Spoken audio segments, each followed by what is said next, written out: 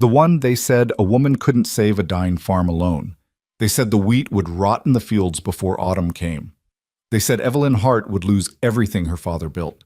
But they didn't know about the stranger who rode in on a chestnut horse, a man with secrets darker than Montana soil and hands strong enough to rewrite her fate. This is the story of a promise born in death, a debt paid in blood and sweat, and a love that bloomed where only dust should have grown.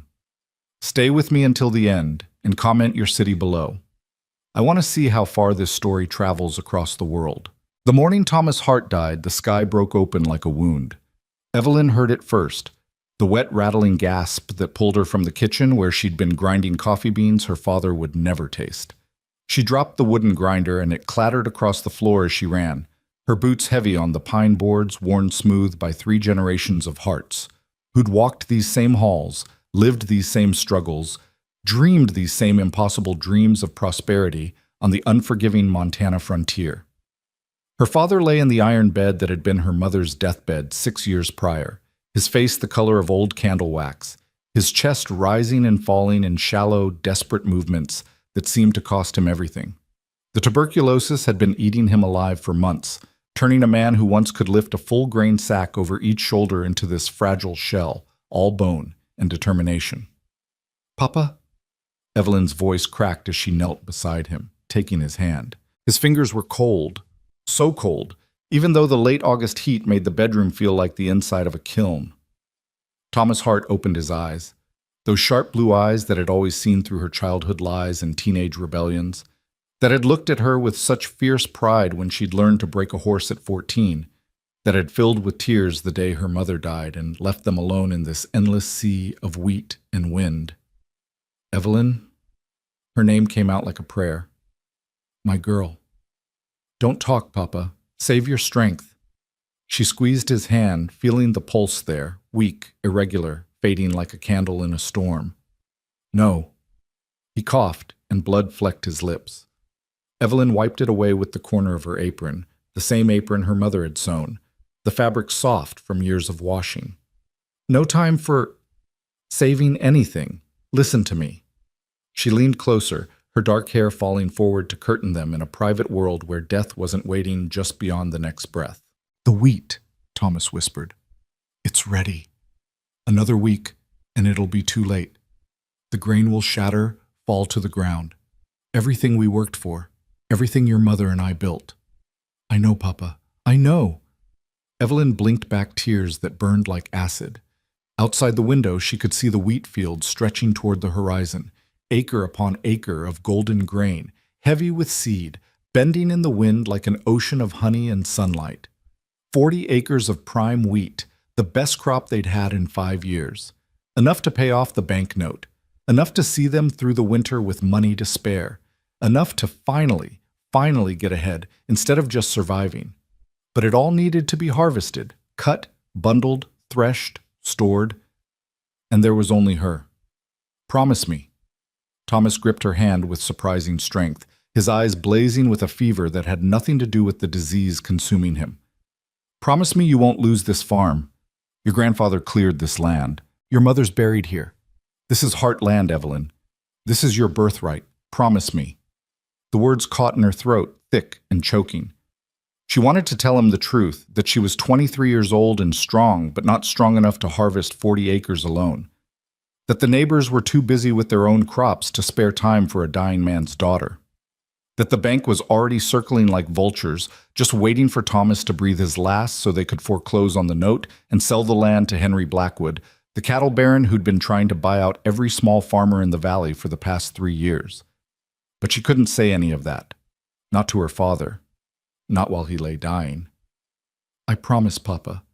Her voice was steady even as her heart shattered. "I won't lose the farm. I swear it." Thomas Hart smiled then. A real smile, the first she'd seen in weeks. His grip relaxed and he settled back into the pillows, his breathing easier despite the blood and the death rattling in his chest. "That's my girl," he whispered. "Strong like your mother, stubborn like me." He coughed again, weaker this time. "The scythe is sharp. I made sure yesterday, knew you'd need it." "Papa, please." "And remember, but The north field drains poorly. Cut there first in case of rain. His eyes were starting to glaze, focusing on something beyond the ceiling, beyond the room, beyond the world where his daughter knelt beside him with tears streaming down her face. I remember everything you taught me. Good girl. Thomas's voice was barely a whisper now, fading like smoke. Your mother, she's calling me. Can you hear her? Evelyn couldn't speak. She just held his hand and watched as the light slowly dimmed in her father's eyes, as his chest rose one final time and then went still, as everything she'd ever known and loved and relied upon slipped away into the vast, uncaring silence of death. She sat there for a long time after he was gone, holding his cooling hand, listening to the wind rattle the window panes and the wheat whisper its urgent, unforgiving demands outside. Finally, when the sun had climbed high enough to turn the bedroom golden, Evelyn Hart released her father's hand, stood on shaking legs, and walked outside to face the impossible task ahead. The scythe felt wrong in her hands. Evelyn stood at the edge of the north field, her father's ancient wooden-handled scythe gripped in both fists, staring at the ocean of wheat that rippled and swayed in the hot morning wind. The blade was sharp. Papa had kept his word even in his dying days, but it was also heavy, designed for a man's strength and a man's reach. She'd watched her father work this blade 1,000 times, watched the graceful arc of his swing, the way he moved down the rows with steady rhythm, the wheat falling in neat swaths behind him like golden soldiers surrendering to an inevitable tide. He'd made it look easy, even beautiful. But when Evelyn swung the scythe now, it felt like trying to cut water with a stone. The blade bit into the wheat stalk, sure enough, but her arc was wrong, the angle too high, and half the grain sprang back up instead of falling clean. She stumbled forward, regained her balance, and tried again. This time she cut too low, and the blade snagged in the stubble and nearly twisted out of her grip. "Come on," she muttered through gritted teeth. "Come on, damn you!" She planted her feet wider, adjusted her grip, and swung again. Better. The wheat fell this time, mostly. She took a step forward and swung again, and again, and again. Within an hour, her shoulders were screaming. Within 2 hours, blisters had formed on her palms where the wooden handle rubbed. By noon, when the sun stood directly overhead and turned the field into a furnace, those blisters had burst and bled, soaking into the scythe handle and making her grip slippery. Evelyn stopped to catch her breath, leaning on the scythe like an old woman leaning on a cane. She looked back at what she'd accomplished, maybe a dozen rows, perhaps a 20th of just this one field. At this pace, it would take her weeks to cut even half the wheat, and by then the rest would have shattered and been lost. The mathematics of failure were brutally simple. She looked toward the house, where her father lay in his bed, waiting for someone to wash his body and prepare him for burial. She'd need to ride into town, report the death, arrange for the preacher and the undertaker.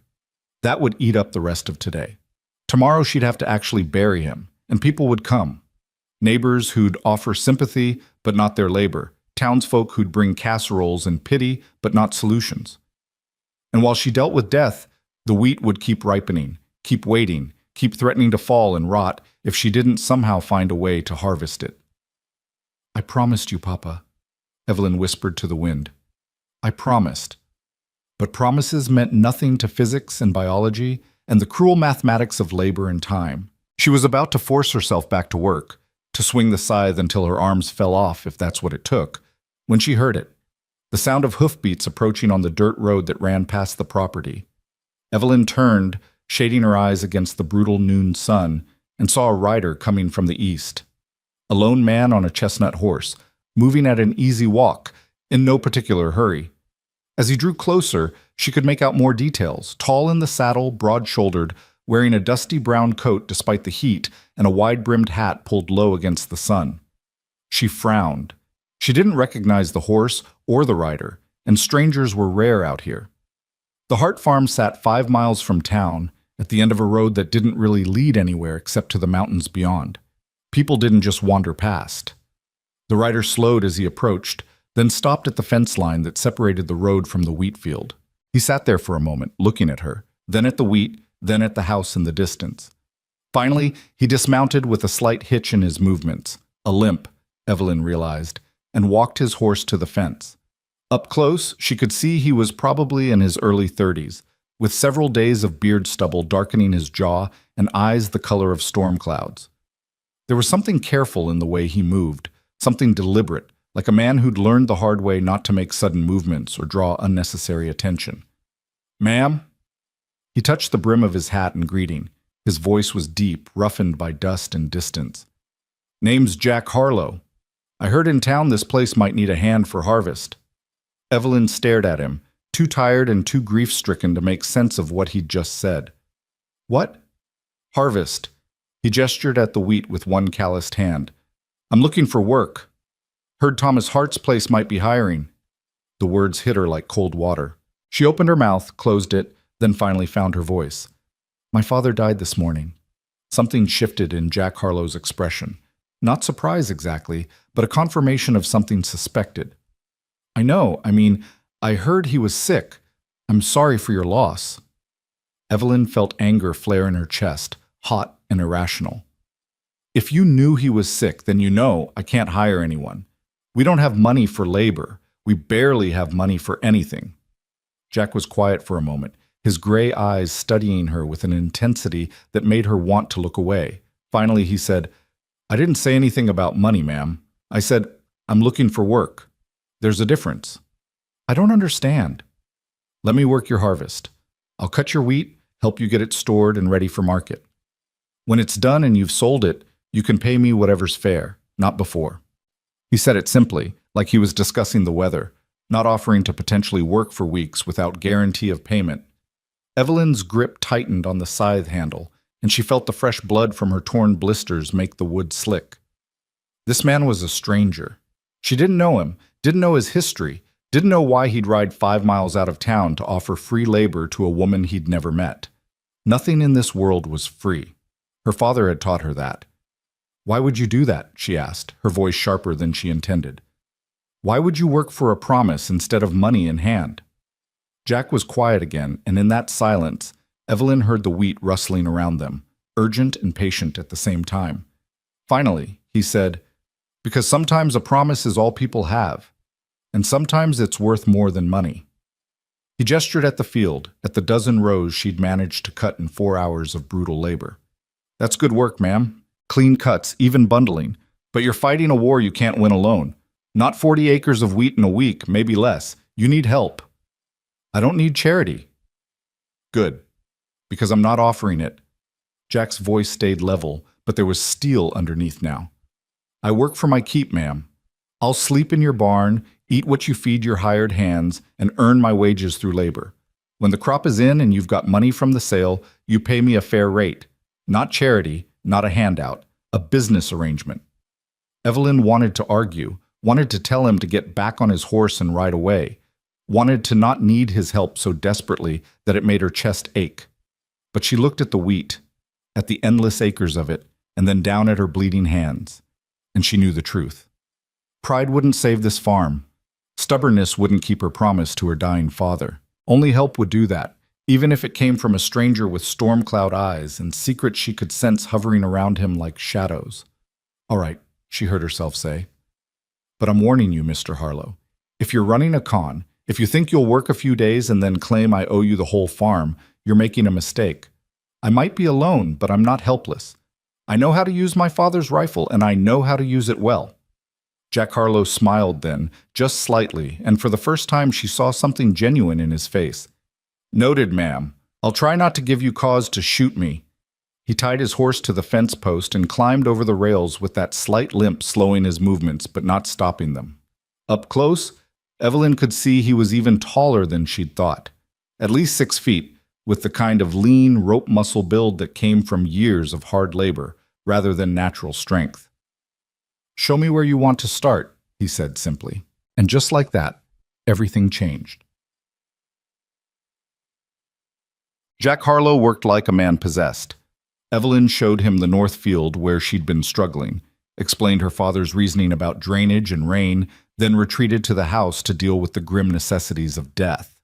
She washed her father's body with trembling hands, dressed him in his Sunday suit, and arranged him on the bed with his hands folded over his chest. Then she rode into town to notify the undertaker and the preacher, to post notice of the death at the general store, to face the pitying looks and carefully worded questions about what she'd do now, a young woman alone on a failing farm. She wanted to scream at all of them that the farm wasn't failing, that she had help now, that she'd keep her promise. But she kept her mouth shut and her face composed and let them think what they wanted. When she returned home in the late afternoon, exhausted and hollowed out from grief and stress, she found Jack Harlow still in the field. He'd removed his coat despite the heat, working in just his shirt and vest, and the wheat fell before him in long, perfect swaths that looked like the work of a man who'd been born with a scythe in his hands. Evelyn stood at the fence and watched him work, mesmerized by the rhythm of it. His limp was barely noticeable now, just a slight hitch every few steps that didn't slow his pace. Swing, step, swing, step, swing, step, over and over, mechanical and tireless. He'd already cut more in 5 hours than she'd managed in 4, and the rows behind him were neat and orderly, the bundled wheat lying ready for stacking. She'd expected him to stop when he saw her return. Instead, he just raised one hand in acknowledgement and kept working, his face set in concentration, sweat soaking through his shirt. Evelyn went inside and started preparing supper. She didn't have much: beans, salt pork, bread she'd baked 2 days ago that was starting to go stale, some coffee that had been stretched with chicory to make it last. It was simple food, the kind you fed yourself when you were alone and too tired to care about taste. But Jack Harlow wasn't herself. He was a stranger working her fields, and even if she couldn't pay him yet, she could at least feed him properly. She found a chicken in the yard and killed it with quick efficiency, the way her mother had taught her. Plucked it, cleaned it, cut it into pieces, and fried it in the last of the bacon grease. Boiled potatoes with wild onions from the garden. Made a fresh pot of coffee, real coffee this time, no chicory. Set the table with her mother's good dishes, the ones they only used for special occasions. It wasn't a feast, but it was honest food, and she felt better having something real to offer. By the time full darkness fell, Jack finally stopped working. Evelyn heard him at the pump outside, washing up, and then his boots on the porch steps. He knocked, actually knocked, as if this wasn't his place to just walk in, and waited for her to invite him inside. "Supper's ready," Evelyn called. "Come in before it gets cold." Jack entered, removing his hat and hanging it on the peg by the door with the automatic courtesy of a man raised with manners. His hair was dark with sweat and dust, and there were lines of exhaustion around his eyes, but he stood straight and tall, waiting for her to tell him where to sit. "There." Evelyn gestured at the chair across from hers, the one that had been her father's. She hesitated for just a moment. It felt wrong, letting a stranger sit in Papa's place, but then pushed the feeling aside. Her father was dead. That chair was just a chair now. Jack sat, and Evelyn brought the food to the table. She'd loaded his plate with most of the chicken and a generous helping of potatoes, keeping just a little for herself. She wasn't particularly hungry anyway. For a few minutes, they ate in silence. Jack had the manners to use his fork properly and to not speak with his mouth full, which spoke to some kind of decent upbringing. But there was something rough around the edges too, a hardness that came from years of difficult living. Finally, Evelyn broke the silence. "You cut more in one afternoon than I managed all morning." Jack looked up from his plate. "You were doing fine, ma'am, just fighting the wrong battle. A scythe that size, you need to let the weight do the work, not force it. Your father's tool was built for his height and reach. We can adjust the handle tomorrow, make it fit you better." "We?" "If you're planning to work alongside me, which I assume you are, given that fierce look you get when you swing that blade." There was the faintest hint of amusement in his voice, not mocking, but almost respectful. Evelyn felt something unknot slightly in her chest. "I'm not afraid of work, Mr. Harlow." "I can see that. And it's Jack, ma'am. Mr. Harlow makes me sound like I'm somebody important, which I assure you I'm not." "Then you can stop calling me ma'am. My name is Evelyn." "Evelyn?" He said it carefully, like he was testing the weight of it. "That's a good name. Suits you." She didn't know what to say to that, so she focused on her food instead. After a moment, Jack spoke again. "I'll need to know more about your situation tomorrow. How much wheat, what condition the equipment's in, whether you've got contracts with buyers, or if you'll be selling direct.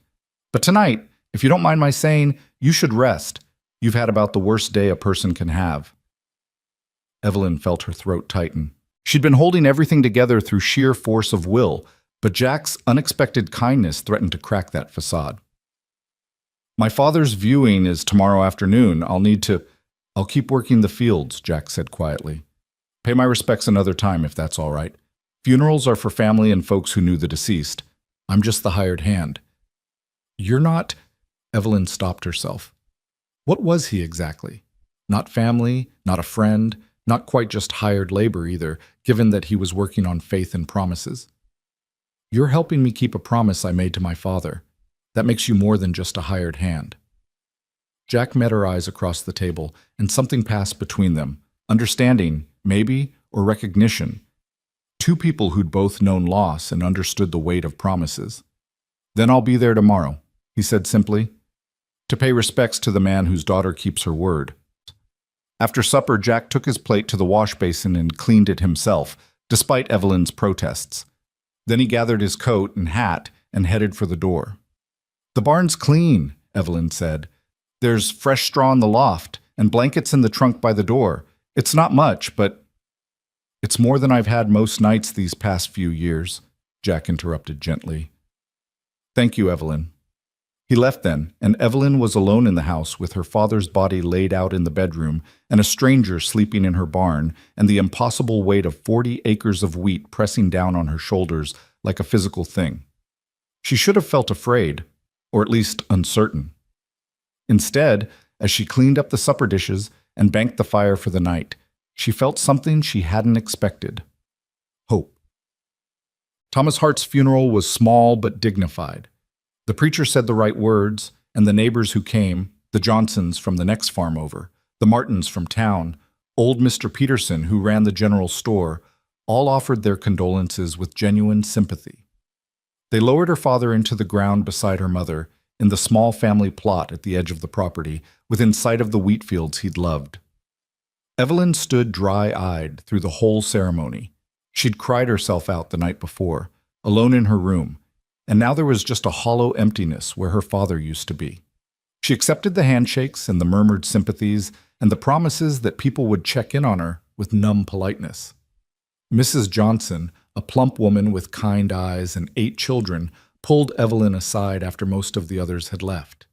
"Dear, you know you can't stay out here alone. It's not proper and it's not safe. You should come stay with us for a while, at least until you figure out what to do with the farm." "I'm staying," Evelyn said firmly. "This is my home."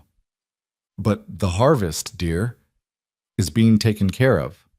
Evelyn gestured toward the fields, where Jack Harlow stood at a respectful distance, hat in hand, his head bowed in silent prayer. He'd shown up just as the service started, clean-shaven and wearing what was obviously his only good shirt, and had stood quiet and respectful through the entire ceremony. Mrs. Johnson followed her gaze and frowned. "Who is that?" "Jack Harlow. He's helping with the harvest." The frown deepened. "I've never heard of him. Where's he from?" "Does it matter?" Evelyn kept her voice level, but there was steel underneath. "He's a good worker, and he's helping me save my father's crop. That's all I need to know." Mrs. Johnson looked like she wanted to say more, probably something about propriety or reputation or the dangers of letting strange men work your farm, but Evelyn's expression must have warned her off. Instead, she just squeezed Evelyn's hand and said, "If you need anything, anything at all, you send word." "I will. Thank you." After everyone had left, Evelyn stood alone by the fresh grave, looking at the simple wooden cross that marked where her father now rested. She'd have a proper headstone made eventually, when the wheat money came in. For now, this would have to do. "I'm keeping my promise, Papa," she whispered. "I know you can't hear me, but I'm keeping it." She felt rather than heard Jack approach.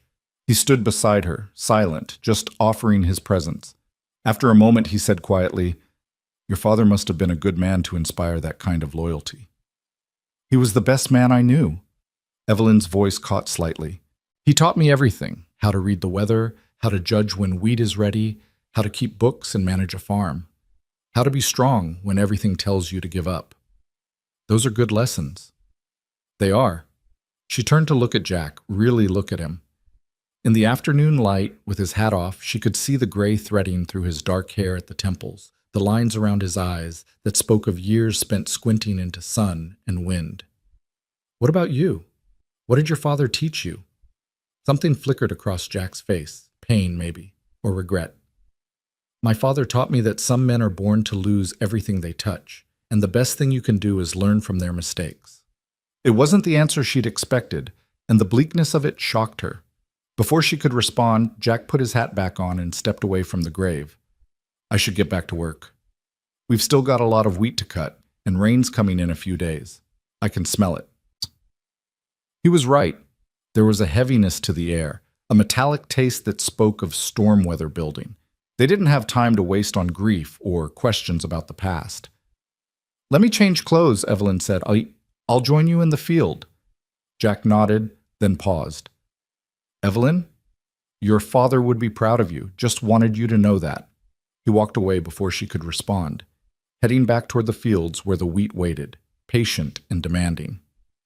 Evelyn stood by her parents' graves for one more moment, then straightened her shoulders and went to do the work that would keep her promise alive. They fell into a rhythm over the next few days. Up before dawn, when the world was still gray and cool, coffee and bread for breakfast, eaten quickly and mostly in silence. Then out to the fields, where Jack had already sharpened the scythes and laid out the plan for the day's work. He'd adjusted her father's old scythe to fit her height better, shortening the handle and rebalancing the blade, and now it moved more smoothly in her hands. She still couldn't match his pace. No one could, she thought, watching him work. But she could hold her own, cutting steady rows while he worked the more difficult sections where the wheat had tangled or the ground was uneven. They worked through the heat of the day, stopping only for water and a brief midday meal. Evelyn had never worked so hard in her life, not even during previous harvests when her father had been alive and healthy. Every muscle screamed, her hands bled despite the cloth wraps she'd bound them with, and by evening she was so exhausted she could barely keep her eyes open over supper. But the wheat kept falling, row after row, acre by acre. What had seemed impossible was slowly, painfully becoming possible. Jack fascinated her, though she tried not to let it show. He moved through the work with the kind of easy competence that came from years of practice, his limp barely noticeable now that she'd gotten used to his rhythm. He spoke little while working, saving his breath for the labor, but in the evenings over supper he'd talk, carefully, thoughtfully, like a man who'd learned to weigh his words. He told her about Kansas, where he'd tried and failed to build a life, about drought years when the sky stayed hard and blue for months without mercy, when cattle died by the dozens and crops withered in the fields, about debt that piled up faster than any man could work it off, until the bank came and took everything, the land, the livestock, the little house he'd built with his own hands. "Lost it all," he said one evening, his voice matter-of-fact but his eyes distant. "Every damn thing. Even lost my pride for a while there, which might have been the worst part." "Is that when you hurt your leg?" Evelyn asked carefully. She'd noticed he rubbed at his right knee sometimes when he thought she wasn't looking, especially in the evenings after a long day's work. Jack glanced up, surprised she'd noticed. Then he nodded slowly. In a manner of speaking, "There was a day near the end when the bankmen came to clear me out. I didn't want to go quietly, got into it with one of their hired hands, and, well, let's just say I learned the hard way that fighting doesn't change anything except how much you hurt afterward." Evelyn could imagine it. Jack, younger and angrier, refusing to let strangers take what he'd built. The fight that followed, the injury that had left him limping, the helplessness of watching everything disappear anyway. "I'm sorry," she said quietly. "That must have been terrible." "It was, but it taught me something important." Jack met her eyes across the table. "It taught me that pride is expensive, and sometimes the smartest thing you can do is let go of what you can't hold on to anyway. Took me a long time to learn that lesson, but I learned it." "Is that why you're here? Because you learned to let go?" Jack was quiet for a long moment, turning his coffee cup in his hands. Finally, he said, "I'm here because I learned that sometimes you get a chance to make things right, and you don't waste those chances, even if the making right comes years late." There was something else there, something he wasn't saying, but Evelyn didn't push. They all had secrets, she figured. Hers were buried in the family plot by the wheat fields. His were his own business. On the third night after the funeral, a storm rolled in. Evelyn woke to thunder that shook the house, the kind of deep, bone-rattling boom that spoke of serious weather. She got up and looked out the window, and in the lightning flashes she could see the wheat fields bending and thrashing in the wind, the stalks whipping back and forth like dancers in a violent ballet. Rain hit the roof like thrown gravel, and Evelyn's heart sank. If this turned into a real downpour, if it flooded the fields the way storms sometimes did in late summer, they could lose half the harvest. All their work would be for nothing. She dressed quickly and ran downstairs, intending to go check on the fields, maybe see if there was anything she could do to protect the cut wheat they'd already bundled and stacked. But when she opened the door, she found Jack already there, standing on the porch in his coat, staring out at the storm. "How bad is it?" she called over the wind. "Bad," Jack called back. "But not the worst I've seen. The North Field's going to flood for sure. It always does with this kind of rain. But the rest should be okay if the storm passes through quick." As if in answer, lightning cracked across the sky, so close and bright that Evelyn could see everything for a split second. The wheat, the barn, Jack's face stark and worried in the white light. Thunder followed immediately, a cannon-shot boom that made her ears ring. "We need to move the bundled wheat," Evelyn shouted. "Get it to higher ground before the water rises." "Too dangerous," Jack shouted back. "Lightning's too close. We wait it out." He was right. She knew he was right. But watching the storm tear at her father's fields made her want to scream with frustration. They'd worked so hard, cut so much wheat, and now nature was threatening to wash it all away. Jack must have seen something in her face because he reached out and caught her arm. "Evelyn, the wheat doesn't matter if you're dead. We wait." She wanted to argue, but another lightning strike, this one hitting a tree at the edge of the property, splitting it with a crack like the end of the world, convinced her he was right. They retreated into the house, and Evelyn slammed the door against the wind and rain. Inside, with the storm raging outside, the farmhouse felt small and fragile. Water was already starting to leak through the roof in the kitchen, dripping steadily into the bucket Evelyn quickly positioned. The walls creaked and groaned, and Evelyn found herself praying, something she hadn't done much since her mother died, that the house would hold. Jack shed his dripping coat and hung it by the door. His shirt was soaked through, clinging to his frame, and Evelyn realized with a start that he must have been outside for a while before she woke, probably checking on the fields, trying to secure whatever he could. "You're soaked," she said. I'll get you a towel." "I'm fine." "You're dripping on my floor. I'll get you a towel." She went to the linen cupboard and pulled out one of the thick towels her mother had woven years ago. When she came back, Jack was standing by the kitchen window, staring out at the storm-lashed darkness. "Here." She handed him the towel. "Thanks." He dried his face and hair, then turned to look at her. In the lamplight, with his hair wet and wild and those gray eyes serious, he looked younger somehow, more vulnerable. "Evelyn, I need to tell you something." "What?" Jack hesitated, and in that hesitation Evelyn felt something shift in the air between them, some confession hovering on the edge of speech. But before he could say whatever it was, another massive thunder crack made them both jump, and the lamp flickered dangerously. "Maybe this should wait till morning," Jack said finally. "No." Evelyn surprised herself with the firmness of her voice. "We're stuck inside until this storm passes, and we're both awake. If you've got something to say, say it." Jack studied her for a long moment, then nodded slowly. He moved to the table and sat down heavily, like a man preparing to carry a weight. Evelyn sat across from him, in her father's chair, and waited. "I told you I came here looking for work," Jack began slowly. "And that's true, far as it goes. But it's not the whole truth." Evelyn's hands clenched in her lap, but she kept her face neutral. "Go on." 3 years ago, I was driving cattle through this territory.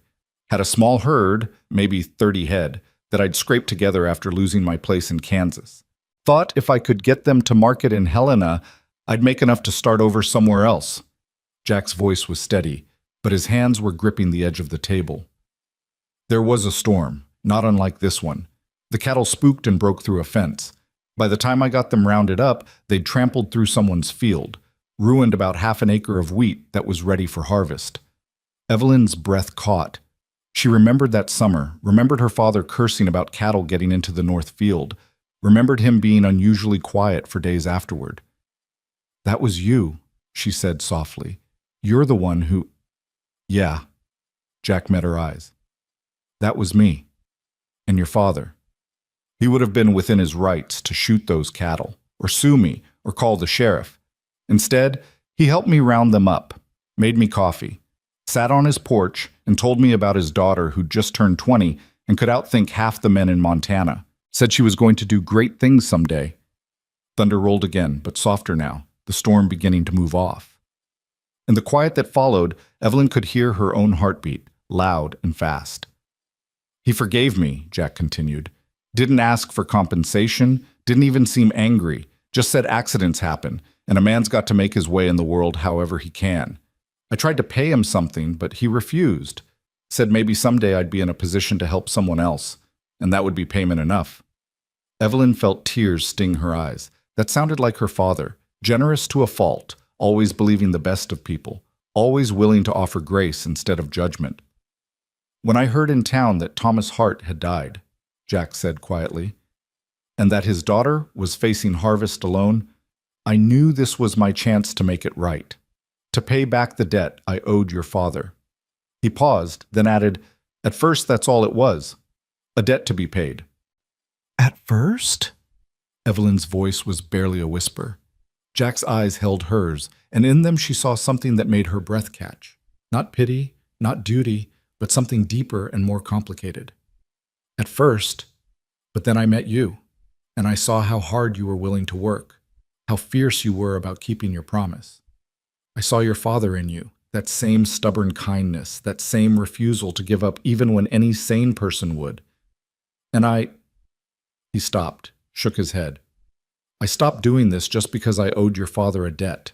I'm doing it because you deserve to keep this farm, because I believe in what you're fighting for." The storm had passed now, reduced to distant rumbles and the steady patter of rain on the roof. In the quiet, Evelyn could hear everything she'd been trying not to acknowledge. The way her heart jumped when Jack smiled, the way she'd started looking forward to their evening conversations, the way his presence had started to feel less like a stranger in her space and more like— what? A partner? A friend? Something more? "Thank you for telling me," she said finally. "I know that couldn't have been easy. Seemed wrong not to. You deserve to know why I'm really here. And now that I do know—" Evelyn took a breath. "Does anything change?" Jack looked at her and slowly he shook his head. "Not unless you want it to. I'm still here to finish this harvest, still planning to help you keep your promise. That doesn't change just because you know the whole story now." Evelyn stood up, suddenly restless, and walked to the window. The rain was lighter now, and in the east she could see the faintest hint of dawn starting to break. Another day was coming, bringing with it all the same challenges and impossible labor. But she didn't feel alone anymore. She turned back to Jack. "The storm's passing. We should try to get some rest before sunup. There'll be a lot of cleanup work to do once it's light enough to see." Jack stood, picking up his damp coat. "You're right." He moved toward the door, then paused. "Evelyn, I know I came here with my own reasons, my own debts to pay. But I want you to know, getting to know you these past days, working alongside you, seeing your strength, that's been worth more than paying off any old obligation. You're remarkable. Your father knew it, and now I know it too." Before she could respond, before she could process the warmth that spread through her chest at his words, he was gone, the door closing softly behind him. Evelyn stood alone in her kitchen, listening to his footsteps fade toward the barn, and pressed her hand over her racing heart. Outside, the rain fell softly, gently now, washing the wheat clean and watering the earth where her parents rested. And somewhere in the slowly lightening east, the sun was preparing to rise on another day of impossible promises and harvest work, and a growing connection between two people who'd both learned the hard way that sometimes the best things in life come from honoring old debts and keeping new promises. The wheat was waiting, and so was tomorrow. And for the first time since her father died, Evelyn found herself believing that both might actually bring something good. The morning after the storm dawned clear and merciless, the sun climbing into a sky scrubbed clean by rain. Evelyn woke to find her entire body protesting, every muscle stiff, every joint aching from days of relentless labor. For a moment, lying in her childhood bed with sunlight streaming through the lace curtains her mother had made, she let herself imagine staying there, burrowing into the quilts and surrendering to exhaustion. Then she heard it, the rhythmic sound of metal on stone, the distinctive ring of a blade being sharpened. Jack was already up, already preparing for another day of work. Evelyn threw off the covers and dressed quickly, her fingers clumsy with haste and lingering fatigue. When she made it downstairs and outside, she found Jack at the grinding wheel behind the barn, bent over the scythe blade with focused intensity.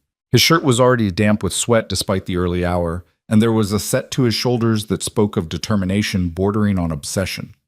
"You should have woken me," Evelyn called as she approached. Jack looked up, and she was startled by the shadows under his eyes. He looked like he hadn't slept at all. "Figured you needed the rest. You've been working yourself ragged." "So have you." She gestured at the scythe. "How bad is it out there?" Jack set down the blade and straightened, one hand going automatically to his right knee, rubbing at the old injury. "Could be worse. The north field flooded like I expected, and we lost maybe half of what we'd already cut and bundled there. But the rest held. The drainage worked like your father planned." Evelyn felt relief war with frustration. Losing half the north field was painful, but not catastrophic.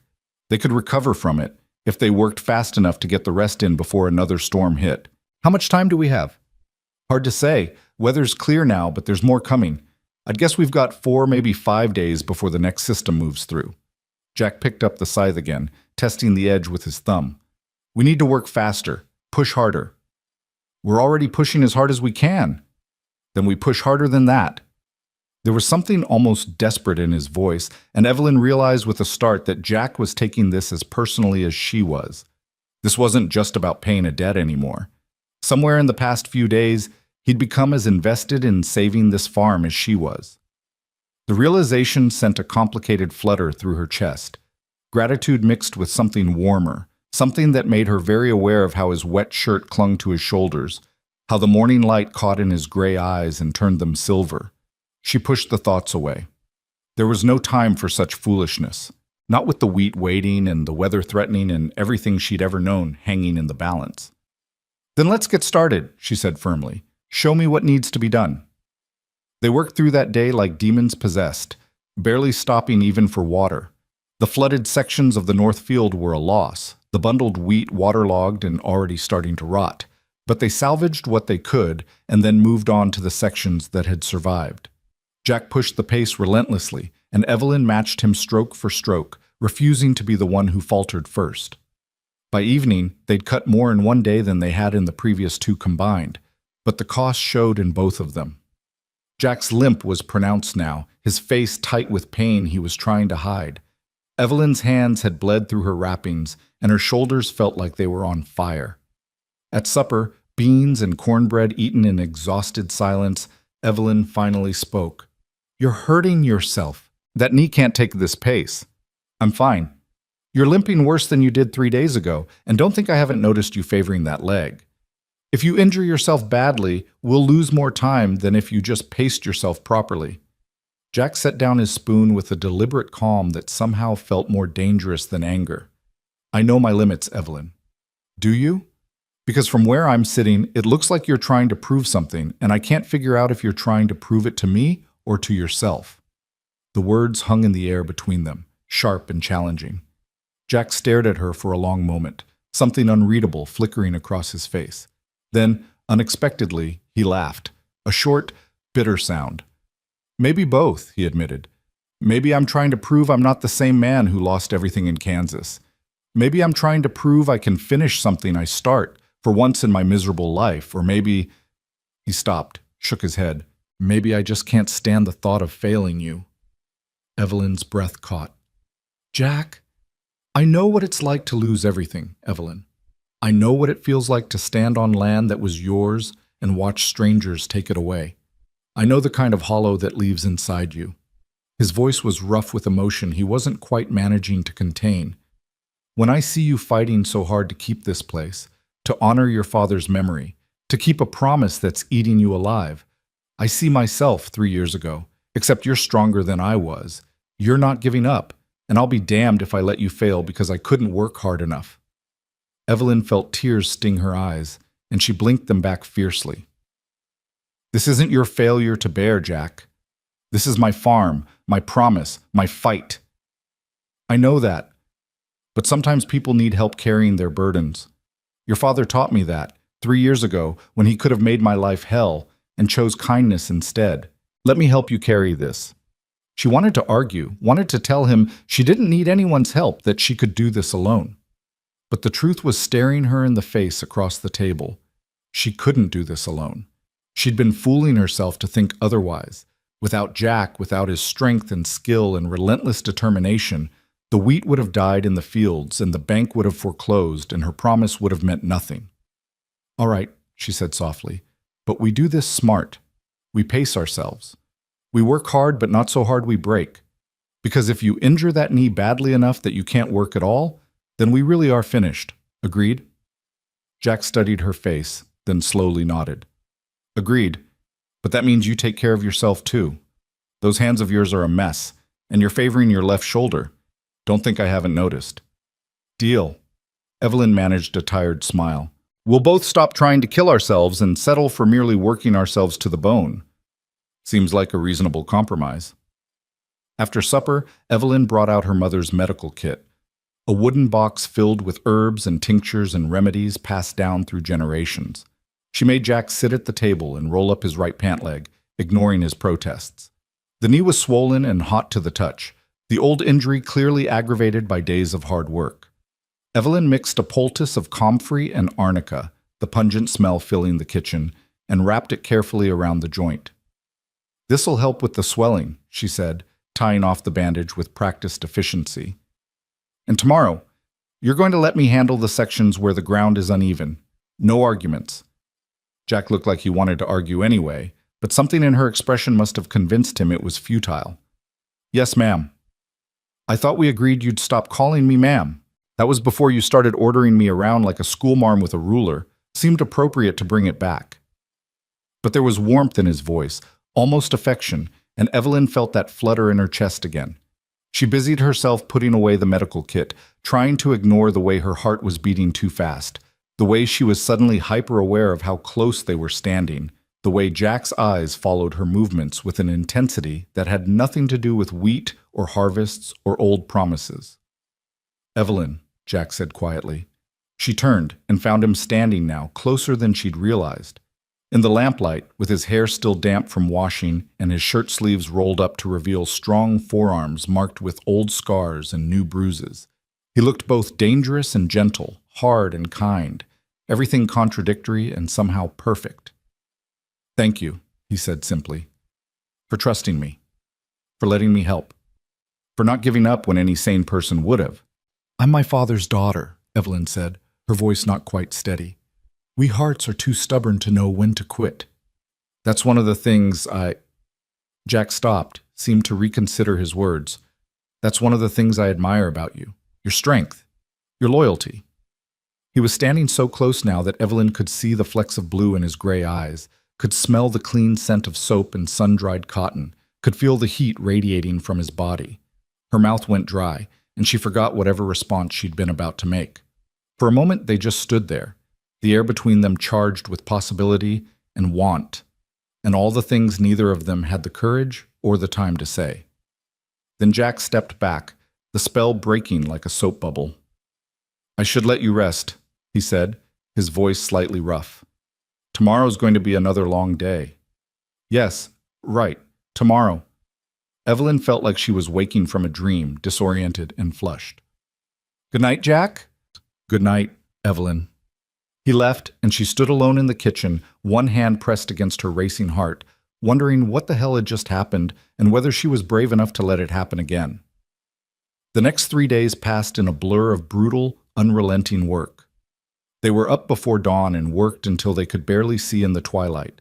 The wheat fell before them in endless rows, and slowly, impossibly, the fields began to look harvested instead of abandoned.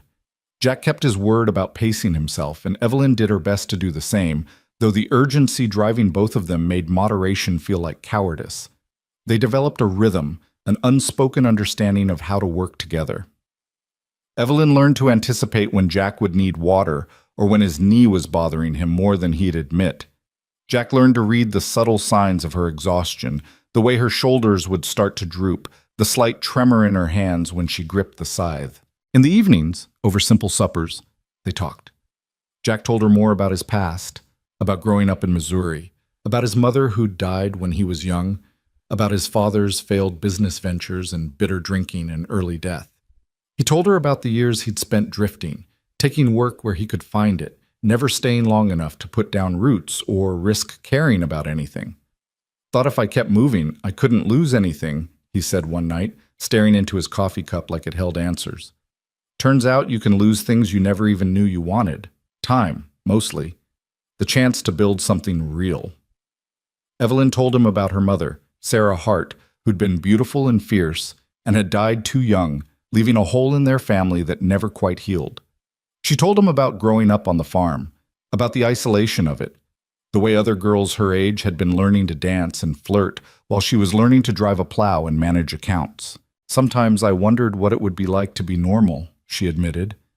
"To want the things other women want, a husband in town, a nice house, children, a life that didn't involve dirt under my fingernails and calluses on my hands." "Do you still wonder?" Evelyn considered the question seriously.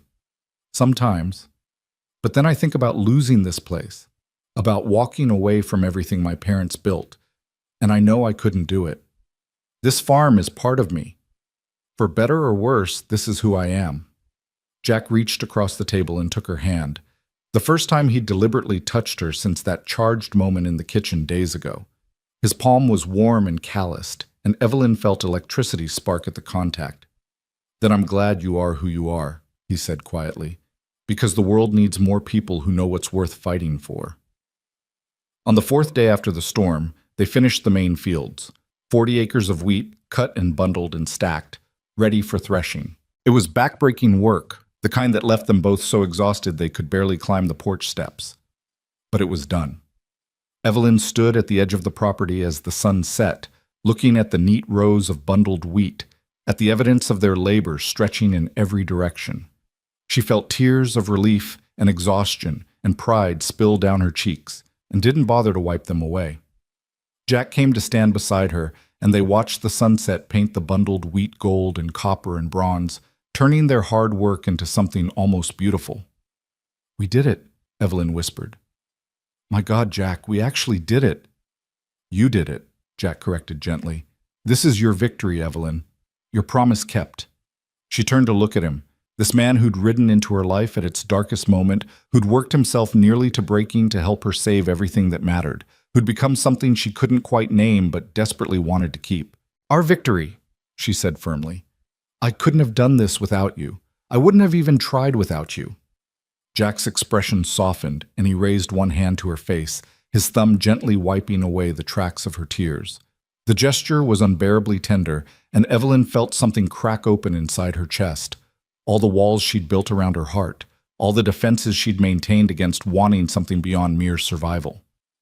"Evelyn," Jack said, his voice rough with emotion, "I need to tell you." Thunder rumbled in the distance, and they both turned to look at the horizon. Dark clouds were building there, purple-black and ominous, moving faster than Evelyn had ever seen clouds move. "No," she breathed. "No, not another storm. Not now." Jack's face had gone hard with worry. "That's not just a storm. That's a real system. Could be hail, could be flooding. Either way, if it hits before we can get the wheat under cover." He didn't need to finish the sentence. They both knew what it meant. All their work, all their sacrifice, all those brutal days of labor, it could all be destroyed in an hour if that storm hit with hail or high winds, or enough rain to flood the fields again. "The barn," Evelyn said, her mind racing. "We could move some of the wheat into the barn, at least protect part of the harvest." "Not enough room. Not for all of it." "Then we protect what we can and pray the rest survives." Evelyn was already moving, running toward the fields, her exhaustion forgotten in the face of this new crisis. "Come on! We don't have much time!" They worked like people possessed, carrying armfuls of bundled wheat toward the barn, racing against the approaching storm. The wind picked up, whipping Evelyn's skirts around her legs and tearing strands of hair from her braid. The temperature dropped 10 degrees in as many minutes, and the smell of rain grew heavy in the air. Jack's injured knee gave out halfway through their third trip, and he went down hard in the dirt, cursing viciously. Evelyn dropped her bundle and ran to him, trying to help him up, but he waved her off. "Keep going!" he shouted over the rising wind. "Save what you can. I'll catch up. I'm not leaving you in the field. Evelyn, there's no time to argue. The wheat can rot for all I care if it means leaving you hurt." She got her shoulder under his arm and hauled him upright with strength born of desperation. "We do this together or not at all. Now move." They stumbled toward the barn together, Jack leaning heavily on her, both of them fighting the wind that seemed determined to knock them down. They'd barely made it inside when the first raindrops hit, fat, heavy drops that sounded like drum beats on the barn roof. Evelyn got Jack settled on a hay bale, then turned to look at their meager pile of saved wheat. They'd managed maybe 1/10 of the harvest, if that. The rest was still out in the fields, exposed to whatever violence the sky was about to unleash. "It's not enough," she said, despair creeping into her voice. "It's not nearly enough." Jack grabbed her hand, pulling her attention back to him. "Listen to me. We saved what we could. That's all anyone can do. The rest is up to God and luck, and whatever grace the universe sees fit to grant. But if we lose the crop, then we lose it. But Evelyn, we fought. We fought so damn hard. Your father would be proud of that fight, win or lose." The storm hit with the force of a physical blow. Rain hammered down in sheets so thick Evelyn couldn't see past the barn door. Thunder cracked overhead, so loud and close she felt it in her bones. Lightning turned the world white and black, in a strobe that made her dizzy. And underneath it all, the roar of wind and water, the sound of nature, reminding them just how small and powerless they really were. They huddled together in the barn, not for warmth, because the air was still stifling despite the wind, but for comfort, for the simple human need not to be alone when the world was ending around them. Evelyn found herself pressed against Jack's side, his arm around her shoulders, his heartbeat steady against her ear. "I'm scared," she admitted, the words torn from somewhere deep inside. "I'm so scared, Jack. What if it's all for nothing? What if we lose everything anyway?" Jack's arm tightened around her. "Then you'll start again. Because that's what you do. You keep going. I've seen it in you these past weeks. You don't know how to give up. I'm tired of being strong. I'm tired of fighting." "I know. God, I know." He turned slightly, tilting her face up to look at him. In the lightning flashes, his eyes were fierce and full of things unsaid. "But you're not alone in this fight anymore, Evelyn. Whatever happens out there, whatever we face when this storm passes, we face it together. I'm not going anywhere. You don't owe me. This isn't about owing anyone anything. This is about—" He stopped, seemed to struggle with the words. "Hell, I've never been good at this, at saying what I feel. But Evelyn, you have to know by now that I'm not here just because of some debt to your father.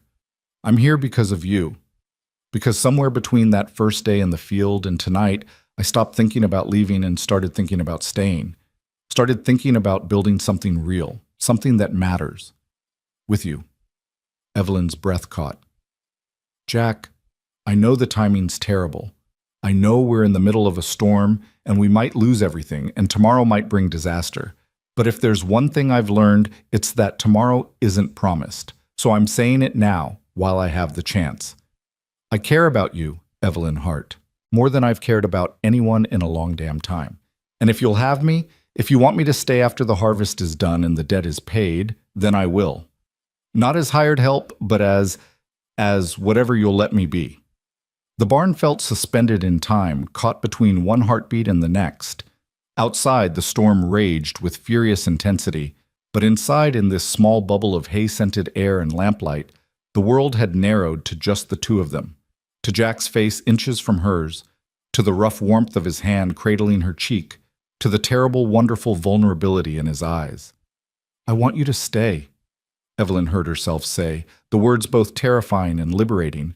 I don't know what tomorrow brings, or if there will even be a farm left to stay on, but I want you here, with me.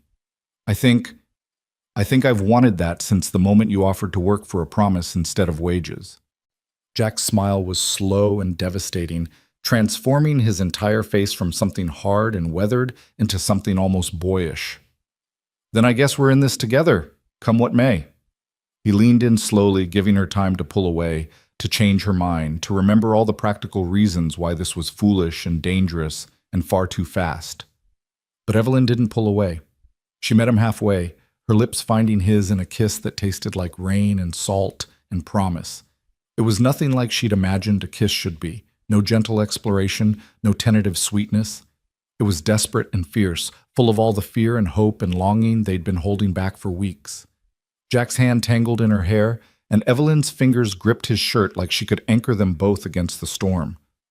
When they finally broke apart, both breathing hard, Evelyn pressed her forehead against his and laughed, a wild, slightly hysterical sound. We're insane. The world is falling apart outside, and we're kissing in a barn. Best moment of my life, Jack said seriously, then grinned, though I'll admit the timing could use work. They stayed like that for a long time, wrapped around each other while the storm raged outside, stealing moments of warmth and connection in the midst of chaos. Jack told her about Oregon, about the dreams he'd once had of seeing the ocean, of building a life on the coast where the weather was mild and the land was green. Evelyn told him about the time she'd snuck into town alone at 16 and gotten spectacularly lost trying to find her way home in the dark. They talked and kissed and held each other.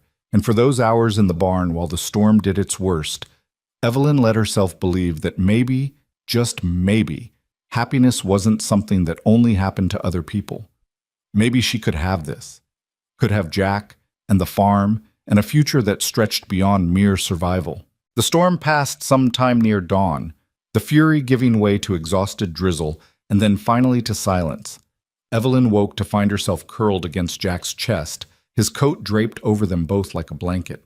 For a moment she just lay there, listening to his steady breathing, feeling the rise and fall of his chest beneath her cheek. Then reality came crashing back, and with it, the terrible knowledge of what they'd have to face outside. Jack, she whispered, shaking his shoulder gently. Jack, wake up. The storm's past. He woke instantly, the way people who'd learned to sleep light tended to do.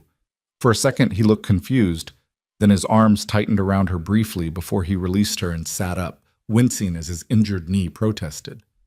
How long did we sleep? A few hours, maybe. Evelyn stood, brushing hay from her skirts, trying to steel herself for what they'd find. We should go look. They walked out of the barn together into a world transformed. The sky was clear and innocent, washed clean by the storm, with the sun just beginning to paint the eastern horizon pink and gold. But the fields, Evelyn's heart sank. The fields were a disaster. Where neat rows of bundled wheat had stood the night before, now there was chaos. Bundles scattered and broken, stalks bent and flattened, everything soaked through and muddy. It looked like a giant had thrown a tantrum across the land, destroying for the sheer pleasure of destruction. Oh God, Evelyn breathed. Oh God, it's ruined. It's all ruined. She took a step toward the devastation, then another, her legs numb and her mind refusing to process the magnitude of the loss. All those days of brutal work, all those hours of pain and exhaustion and determination, gone. Destroyed in one night of wind and rain and cosmic indifference. She sank to her knees in the mud, not caring about her dress or her dignity or anything except the crushing weight of failure settling over her like a suffocating blanket. She'd promised her father. She'd sworn she wouldn't lose the farm. And now, Evelyn, Jack's voice, rough with his own pain, seemed to come from very far away. Evelyn, look at me. She couldn't. She just knelt there in the mud, staring at the ruins of her hope, feeling tears stream down her face without bothering to wipe them away. Evelyn, please. Jack's hands on her shoulders, gentle but insistent, pulling her to her feet. Please look. Really look. She forced herself to focus, to see beyond the immediate devastation. And slowly, gradually, she realized what Jack had already seen. Yes, the fields were damaged. Yes, there were bundles broken and wheat scattered and mud everywhere. But the wheat was still there. Flattened but not drowned. Wet but not rotting. Damaged but not destroyed. It's salvageable, Jack said quietly. It'll take work, a lot of work, and we'll lose some to spoilage. But Evelyn, it's salvageable. We can still save this. Evelyn looked up at him, hardly daring to believe. Are you sure? I'm sure. I've seen worse damage recovered from. We'll need to work fast, get everything restacked and drying before mold sets in. But we can do this. He pulled her against him, holding her tight. We can do this, Evelyn. Together. She buried her face in his chest and cried, from relief, from exhaustion, from the sheer overwhelming weight of everything that had happened. Jack just held her and let her cry, one hand stroking her hair, murmuring reassurances that somehow made it through the storm of her emotions. Finally, when she had no tears left, Evelyn pulled back and wiped her face with her muddy hands, probably making the mess worse. I must look terrible. You look beautiful, Jack said simply, and the absolute sincerity in his voice made her believe him. Well, beautiful or not, we have work to do. Evelyn straightened her shoulders, feeling determination rise to replace despair. If we can still save this harvest, then that's what we're going to do, no matter how long it takes. Jack smiled, that devastating smile that made her heart skip, and offered her his hand. Then let's get started. We've got a promise to keep. They walked back toward the fields together, hand in hand, ready to begin again. And behind them, forgotten in the barn, the small pile of wheat they'd managed to save stood as proof that sometimes the smartest thing you can do is fight for every inch, protect what you can, and trust that enough small victories can add up to survival. The sun climbed higher, burning off the last of the storm clouds, and Evelyn Hart squared her shoulders and went back to war with nature, time, and fate itself. But this time, she wasn't fighting alone. The work of salvaging the storm-damaged wheat was somehow worse than the original harvest had been. At least then they'd been working with standing grain, with neat rows and predictable patterns. Now they were dealing with chaos, bundles that had come apart in the wind, stalks that had been driven into the mud, wheat that had tangled together into impossible knots that had to be carefully separated and assessed for damage. Evelyn's back screamed as she bent to gather scattered stalks for what felt like the 1,000th time that morning. Her dress was caked with mud up to her knees. Her hair had long since escaped its braid and hung in wet tangles around her face, and her hands had started bleeding again despite the wrappings Jack had insisted she wear. But she kept working, because what else was there to do? Give up? Let the wheat rot where it lay? Break her promise to her father because nature had decided to test her one more time? Not a chance in hell. Jack worked beside her with the same grim determination, though she could see the toll it was taking on him.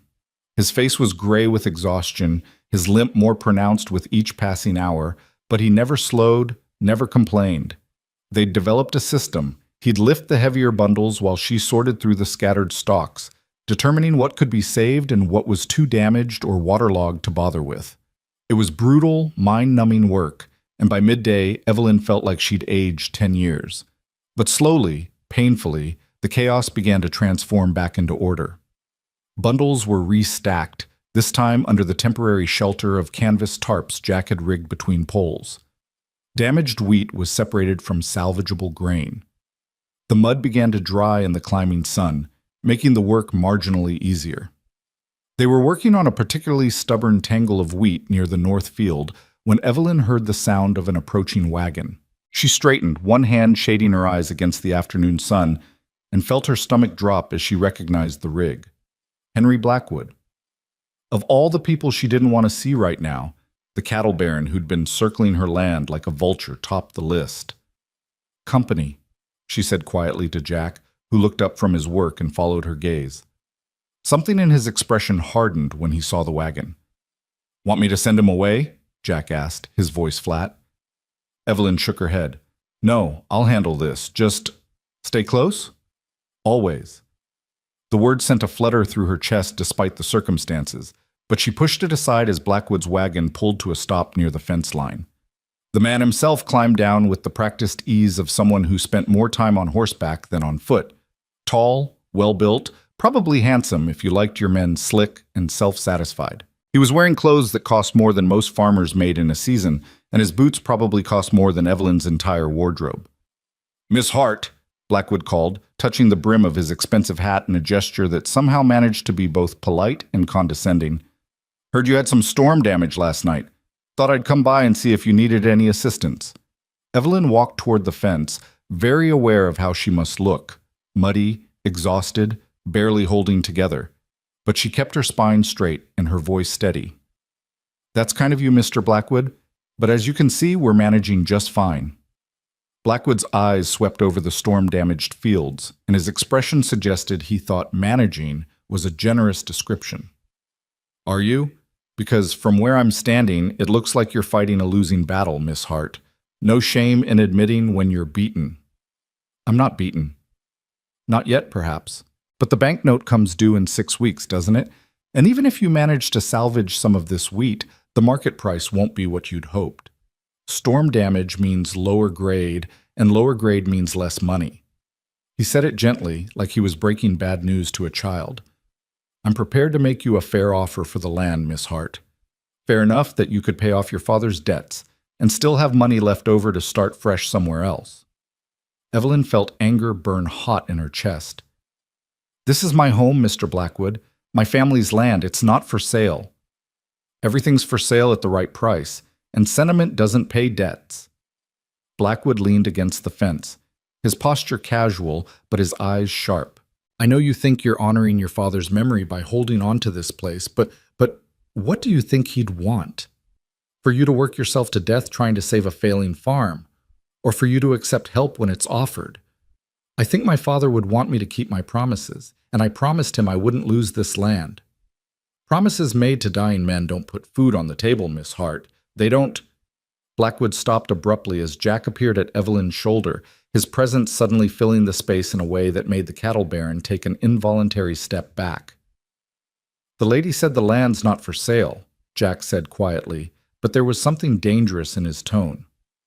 "Seems pretty clear to me."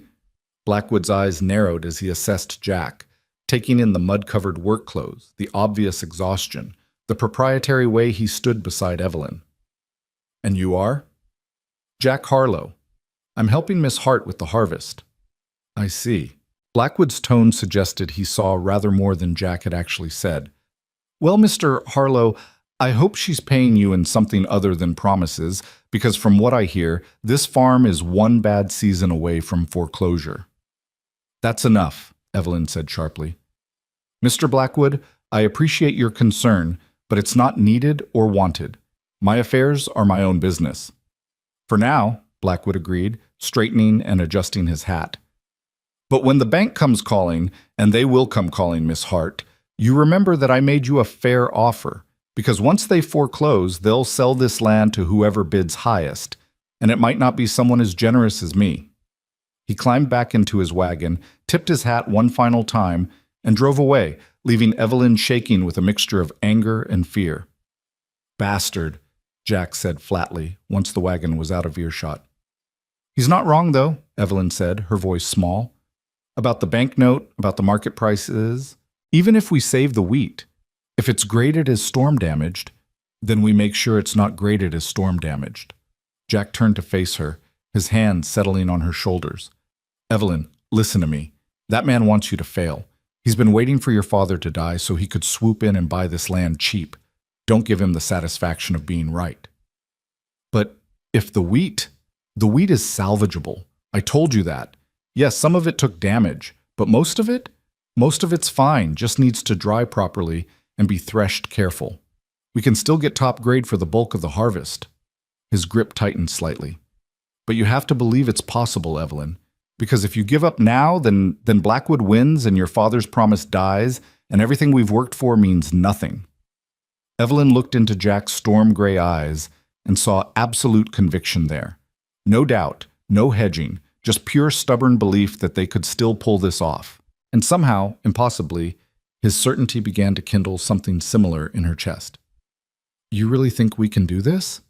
"I know we can, but I need you to believe it too." She took a shaky breath, then nodded. "All right, then let's get back to work. We've got wheat to save and a cattle baron to prove wrong." Jack's smile was fierce and proud. That's my girl. The words sent warmth flooding through her that had nothing to do with the afternoon sun. His girl. When had that happened? When had she gone from desperate farm owner accepting a stranger's help to someone who belonged to Jack Harlow and had him belonging to her in return? But there was no time to examine that question now. They had work to do. They worked until darkness made it impossible to continue, then stumbled back to the house for a late supper. Evelyn's hands shook as she tried to slice bread, and Jack finally took the knife from her gently and did it himself. "You need to rest," he said firmly. "Real rest, not just a few hours of sleep before we start again. We don't have time for rest. We don't have time for you to collapse from exhaustion either. Evelyn, you're running on empty. I can see it." She wanted to argue, but her body betrayed her by swaying slightly where she stood. Jack caught her elbow, steadying her, and the concern in his face made her throat tight. "I'm fine," she insisted weakly. "You're dead on your feet. Come on." He guided her to a chair at the table. "Sit, eat, and then you're going to bed, and you're going to sleep for at least 8 hours straight." "But the wheat will still be there in the morning, and you'll be able to work twice as hard if you're actually rested." He set a plate in front of her, bread and cheese and some of the preserves from her mother's stores. Simple food, but her stomach growled at the sight of it. "Eat, Evelyn. That's not a request." She was too tired to fight him, so she ate mechanically, barely tasting the food. Jack sat across from her eating his own meal, and she found herself watching him through heavy-lidded eyes. Even exhausted and muddy and worn down by days of relentless labor, he was handsome in a rough-hewn way that made her pulse quicken. Strong jaw, broad shoulders, those eyes that could be hard as stone or soft as morning mist depending on his mood. "What are you thinking?" Jack asked, catching her staring. "That I'm glad you're here. That I don't know how I'd have survived any of this without you." The words came out before she could stop them, honest and raw. "And that I'm scared, Jack. Scared of what happens next. Scared of losing everything. Scared of—" She trailed off, not quite brave enough to finish the thought. "Scared of what?" She met his eyes across the table. "Scared of wanting something I might not get to keep." Jack went very still.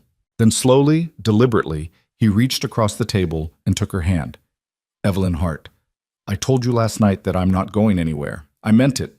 Whatever happens with this farm, with the harvest, with any of it, I'm staying, if you want me to." "Why?" The question burst out of her.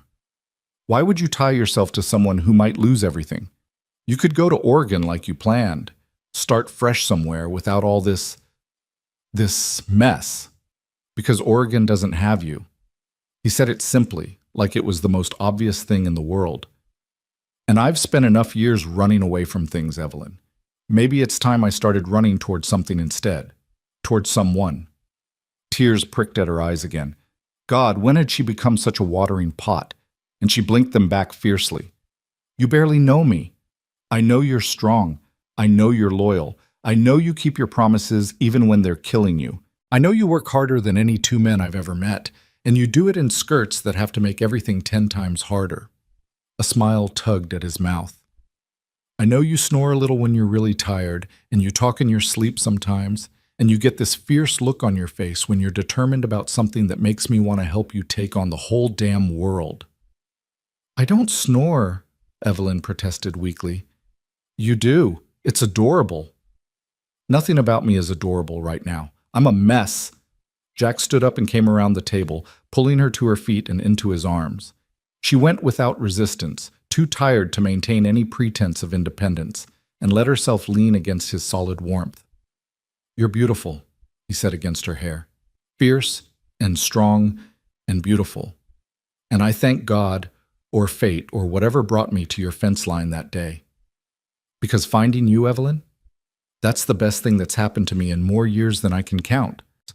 She tilted her face up to his, and he kissed her, soft and gentle this time. Not the desperate passion of the barn, but something deeper and more terrifying. A promise in the touch of his lips, a commitment in the way his hand cradled her face like she was something precious and worth protecting. When they broke apart, Evelyn rested her forehead against his chest and whispered, "I'm falling in love with you, Jack Harlow, and it terrifies me." She felt his sharp intake of breath, felt his arms tighten around her. Good, he said roughly, because I'm already there, and it's lonely falling alone.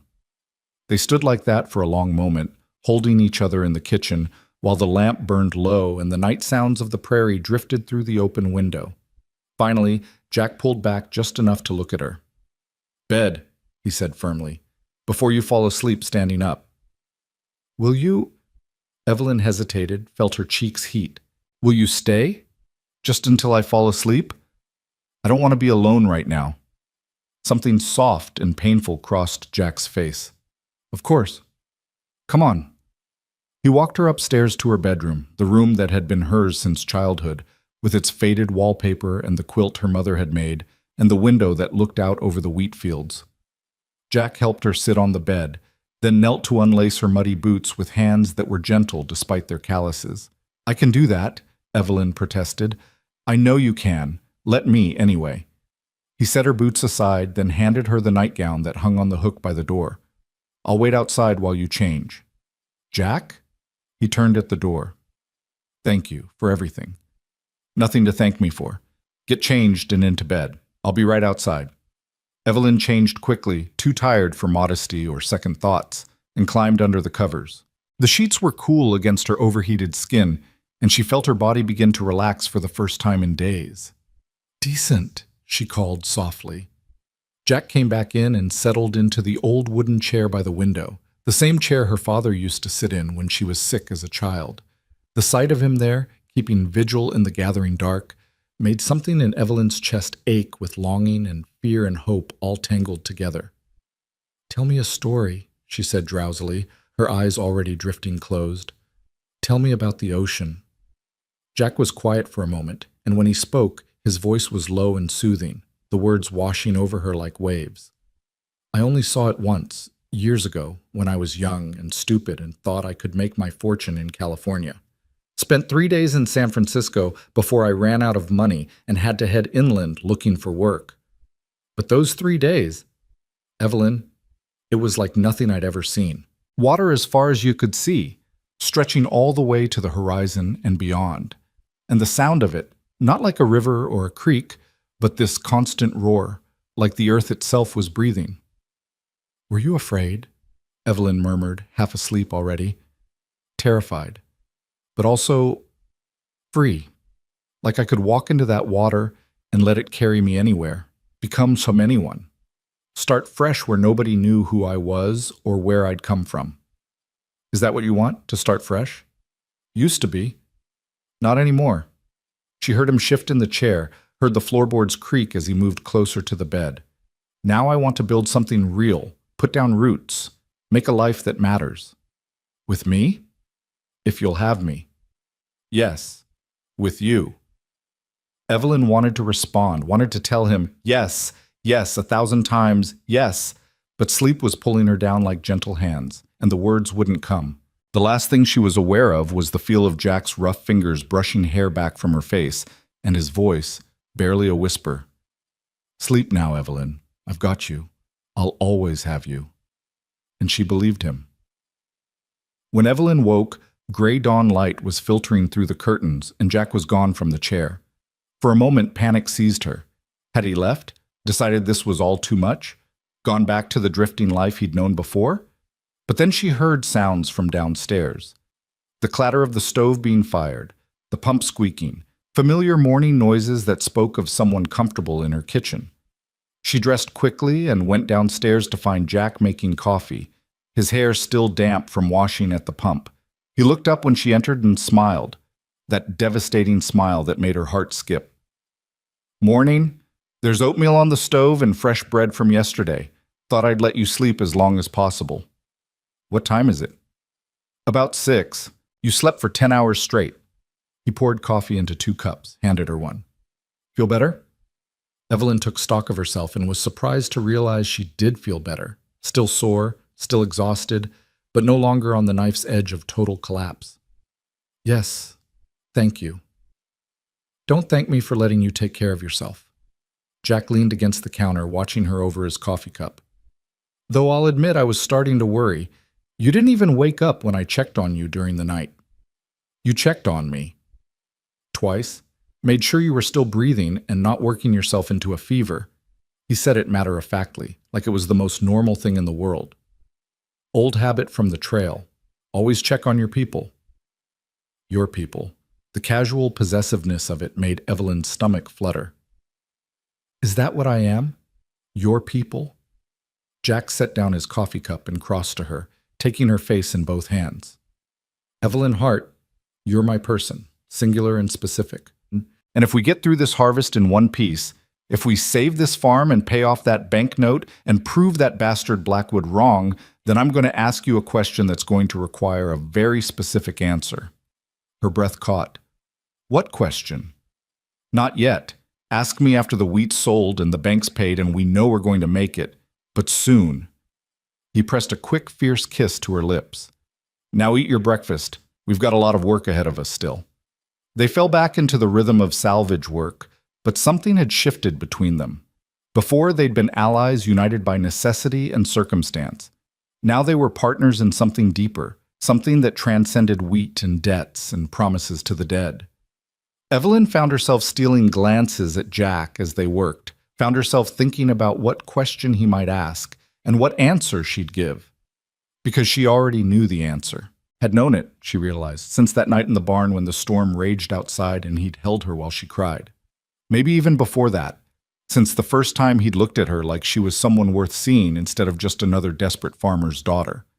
They were restacking a particularly difficult bundle when they heard riders approaching, several of them, from the sound of it. Evelyn straightened, shading her eyes, and felt surprise ripple through her. It was the Johnsons, all of them. Mr. Johnson on his bay gelding, Mrs. Johnson in the wagon with the 3 oldest children and the younger ones piled in the back. Behind them came the Martins in their own wagon and old Mr. Peterson from town on his mule. Evelyn Hart, Mrs. Johnson called as they pulled up to the fence. Don't just stand there gawking. We've come to help. Evelyn felt her throat close up. Mrs. Johnson, I can't ask you to. You're not asking. We're offering. Heard about the storm damage, and we figured you could use some extra hands. Mrs. Johnson climbed down from the wagon with surprising agility for her size.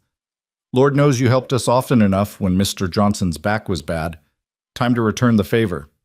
We don't have much time before our own harvest needs tending, Mr. Johnson added, dismounting. But we can give you 2 days. Should be enough to get most of this sorted, with all of us working together. Evelyn looked at Jack, who was grinning widely, then back at the neighbors who'd come to save her. I don't know what to say. Say thank you and put us to work, Mr. Peterson said gruffly.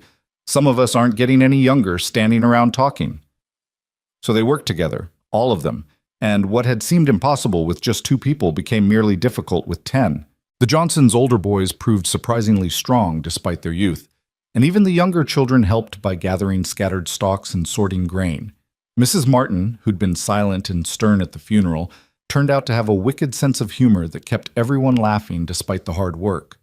By evening of the first day, they'd made more progress than Evelyn had dared hope. By the end of the second day, the salvage work was essentially complete. Everything that could be saved was stacked and drying properly. Everything too damaged was cleared away, and the fields looked almost normal again. As the neighbors prepared to leave, Mrs. Johnson pulled Evelyn aside. That man of yours, she said, gesturing to where Jack was helping Mr. Johnson load empty crates into the wagon. He's a good one. Don't let him get away. Evelyn felt her cheeks heat. We're not. Oh, honey, Mrs. Johnson patted her hand with a knowing smile. I've been married for 23 years. I know what I'm seeing, and what I'm seeing is a man who looks at you like you hung the moon, and a woman who looks at him the same way. Don't waste time pretending otherwise. Life's too short and too hard to turn down happiness when it comes knocking. After everyone had left, Evelyn and Jack stood together in the gathering twilight, looking at the fruits of their combined labor. The fields looked battered but survivable, the wheat salvageable, the farm still standing. We're going to make it, Evelyn said softly, and for the first time she truly believed it. Never doubted it, Jack replied, pulling her against his side. Well, maybe doubted it a little. But we're Hart Harlow stubborn. Hart Harlow? Evelyn looked up at him questioningly. Jack's ears went red. I just meant I was thinking about the farm, about the future, and I thought Hart Harlow had a nice ring to it, as a name, for the place. Is that so? Evelyn couldn't keep the smile from her voice. And when exactly did this become the Hart Harlow farm? It hasn't yet, but maybe... He turned to face her fully, and there was vulnerability in his eyes that made her breath catch. Maybe someday soon, if you wanted? Evelyn stood on her toes and kissed him soundly. Ask me after the wheat sold and the banks paid. Wasn't that what you said? That was before your neighbors showed up and saved our asses and made me realize that good things can happen even when you're not expecting them. Jack pulled her closer. That was before I stood here watching you work alongside people who care about you and realized I want to be part of that. Part of this community, this life, this family you've built here. You already are part of it, Evelyn said fiercely. The moment you offered to work for a promise instead of wages, you became part of this place, part of me. They kissed again, longer this time, until the sky had gone from purple to indigo and the first stars were appearing overhead. When they finally broke apart, Jack rested his forehead against hers. Let's finish this thing, he said. Let's harvest this wheat, sell it for top dollar, pay off that banknote, and build a life that would make your father proud. Together. Together, Evelyn agreed. And in that single word was a promise bigger than the one she'd made to her dying father. A promise to herself, to Jack, to the future they were building one hard-won day at a time. The wheat was nearly ready for threshing now, and with it would come the final test, whether they'd saved enough, whether the quality was high enough, whether they could sell it for enough to clear the debt and keep the farm. But for tonight, standing in the twilight with Jack's arms around her and the fields stretching golden in every direction, Evelyn let herself simply be grateful. Grateful for neighbors who showed up when needed. Grateful for a man who'd ridden into her life at its darkest moment and stayed through storm and struggle. Grateful for her own stubborn strength that had refused to break even when breaking would have been easier. Tomorrow would bring threshing and bargaining and the hard mathematics of profit and debt. But tonight, there was only this: the warm weight of Jack's embrace, the soft wind through the wheat, and the quiet certainty that whatever came next, they'd face it together. And somehow, impossibly, that was enough. The threshing began 3 days later, when the wheat had dried enough to separate grain from chaff without risking mold or spoilage. Jack had arranged to borrow the Johnsons' threshing machine, a temperamental beast of wood and metal that required constant attention and occasional cursing to keep running. And together they set about the backbreaking work of processing 40 acres worth of grain. Evelyn had thought the harvest itself was hard. She'd been wrong. Threshing was a different kind of torture, repetitive, dusty, and unforgiving. They fed bundle after bundle into the machine's hungry maw, and it spit out grain on one side and straw on the other, all while making a noise like the devil's own drum corps. The dust got everywhere, in her eyes, her nose, her throat, coating her clothes and skin until she felt like she was made of wheat chaff herself. But slowly, impossibly, the pile of processed grain began to grow. They filled one burlap sack, then another, then another. Jack had rigged a makeshift scale using stones and a plank, and he weighed each sack carefully, making notes in the little book he kept in his shirt pocket. Evelyn watched him work with a mixture of affection and curiosity. There was something almost tender in the way he handled the grain, like he understood how much it meant to her. "How's it looking?" she asked during a brief break, her voice hoarse from the dust. Jack consulted his notes, his brow furrowed in concentration. "Better than I expected, actually. If the rest processes out at this rate, we're looking at maybe 300 bushels. Could be more." Evelyn's heart leaped. 300? Jack, at current market rates, that's enough to clear your father's debt with the bank and then some. Maybe even enough to put some aside for next year's seed and repairs. He looked up at her, a slow smile spreading across his dust-covered face. "Evelyn, I think we did it. I think we actually saved this place."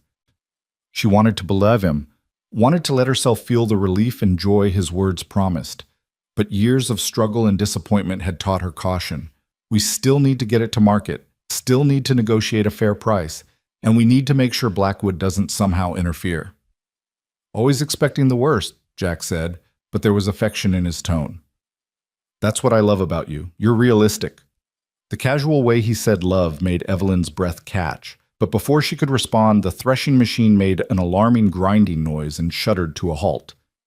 "Damn it," Jack muttered, already moving to investigate. Not again. They spent the next hour coaxing the machine back to life, and by the time they had it running again, the moment for discussing love and futures had passed. But the word hung between them anyway, a promise and a question all wrapped into one. The threshing took 5 grueling days. 5 days of dawn to dusk labor, of dust and noise, and the constant anxiety that the machine would break down beyond repair. 5 days of Jack's steady presence beside her, his quiet competence and occasional terrible jokes that somehow made the work bearable. 5 days of falling into bed so exhausted she couldn't even dream, only to wake before dawn and start all over again. But at the end of those 5 days, they had 327 bushels of wheat, clean, dry, and ready for market. Evelyn stood in the barn, looking at the neat rows of filled sacks, and felt tears sting her eyes. "We did it, Papa," she whispered to the empty air. "I kept my promise." Jack found her there an hour later, still standing among the grain sacks like she was afraid they'd disappear if she looked away. He didn't say anything, just wrapped his arms around her from behind and held her while she cried quiet tears of relief and exhaustion and grief that her father wasn't here to see this moment. "He knows," Jack said softly against her hair. "Wherever he is, Thomas Hart knows you kept your word, and he's proud as hell of you. I couldn't have done it without you." "Maybe, but you'd have found a way. That's who you are. Someone who finds a way." He turned her in his arms so she was facing him. "Now comes the hard part. Selling this wheat for what it's actually worth, not what some slick buyer wants to pay for it." Evelyn nodded, wiping her eyes with the back of her hand. "I was thinking we should go to Helena. The buyers there pay better than the local mill, and we've got quantity on our side. 300 bushels is enough to negotiate with. Helena's 3 days' travel with a loaded wagon. That's a week-round trip, minimum." Jack's expression was thoughtful. "But you're right. We'll get a better price there. Question is, can we both afford to be gone that long? Someone needs to stay here and watch the place. Blackwood strikes me as the type who'd try something if he knew the farm was empty." The thought of being separated from Jack for a week made Evelyn's chest ache in a way that would have seemed ridiculous just a month ago. But she forced herself to think practically. "You're right. One of us should stay, and it should be you." "Like hell," Jack said immediately. "You're not going to Helena alone with a wagon full of wheat and no one watching your back.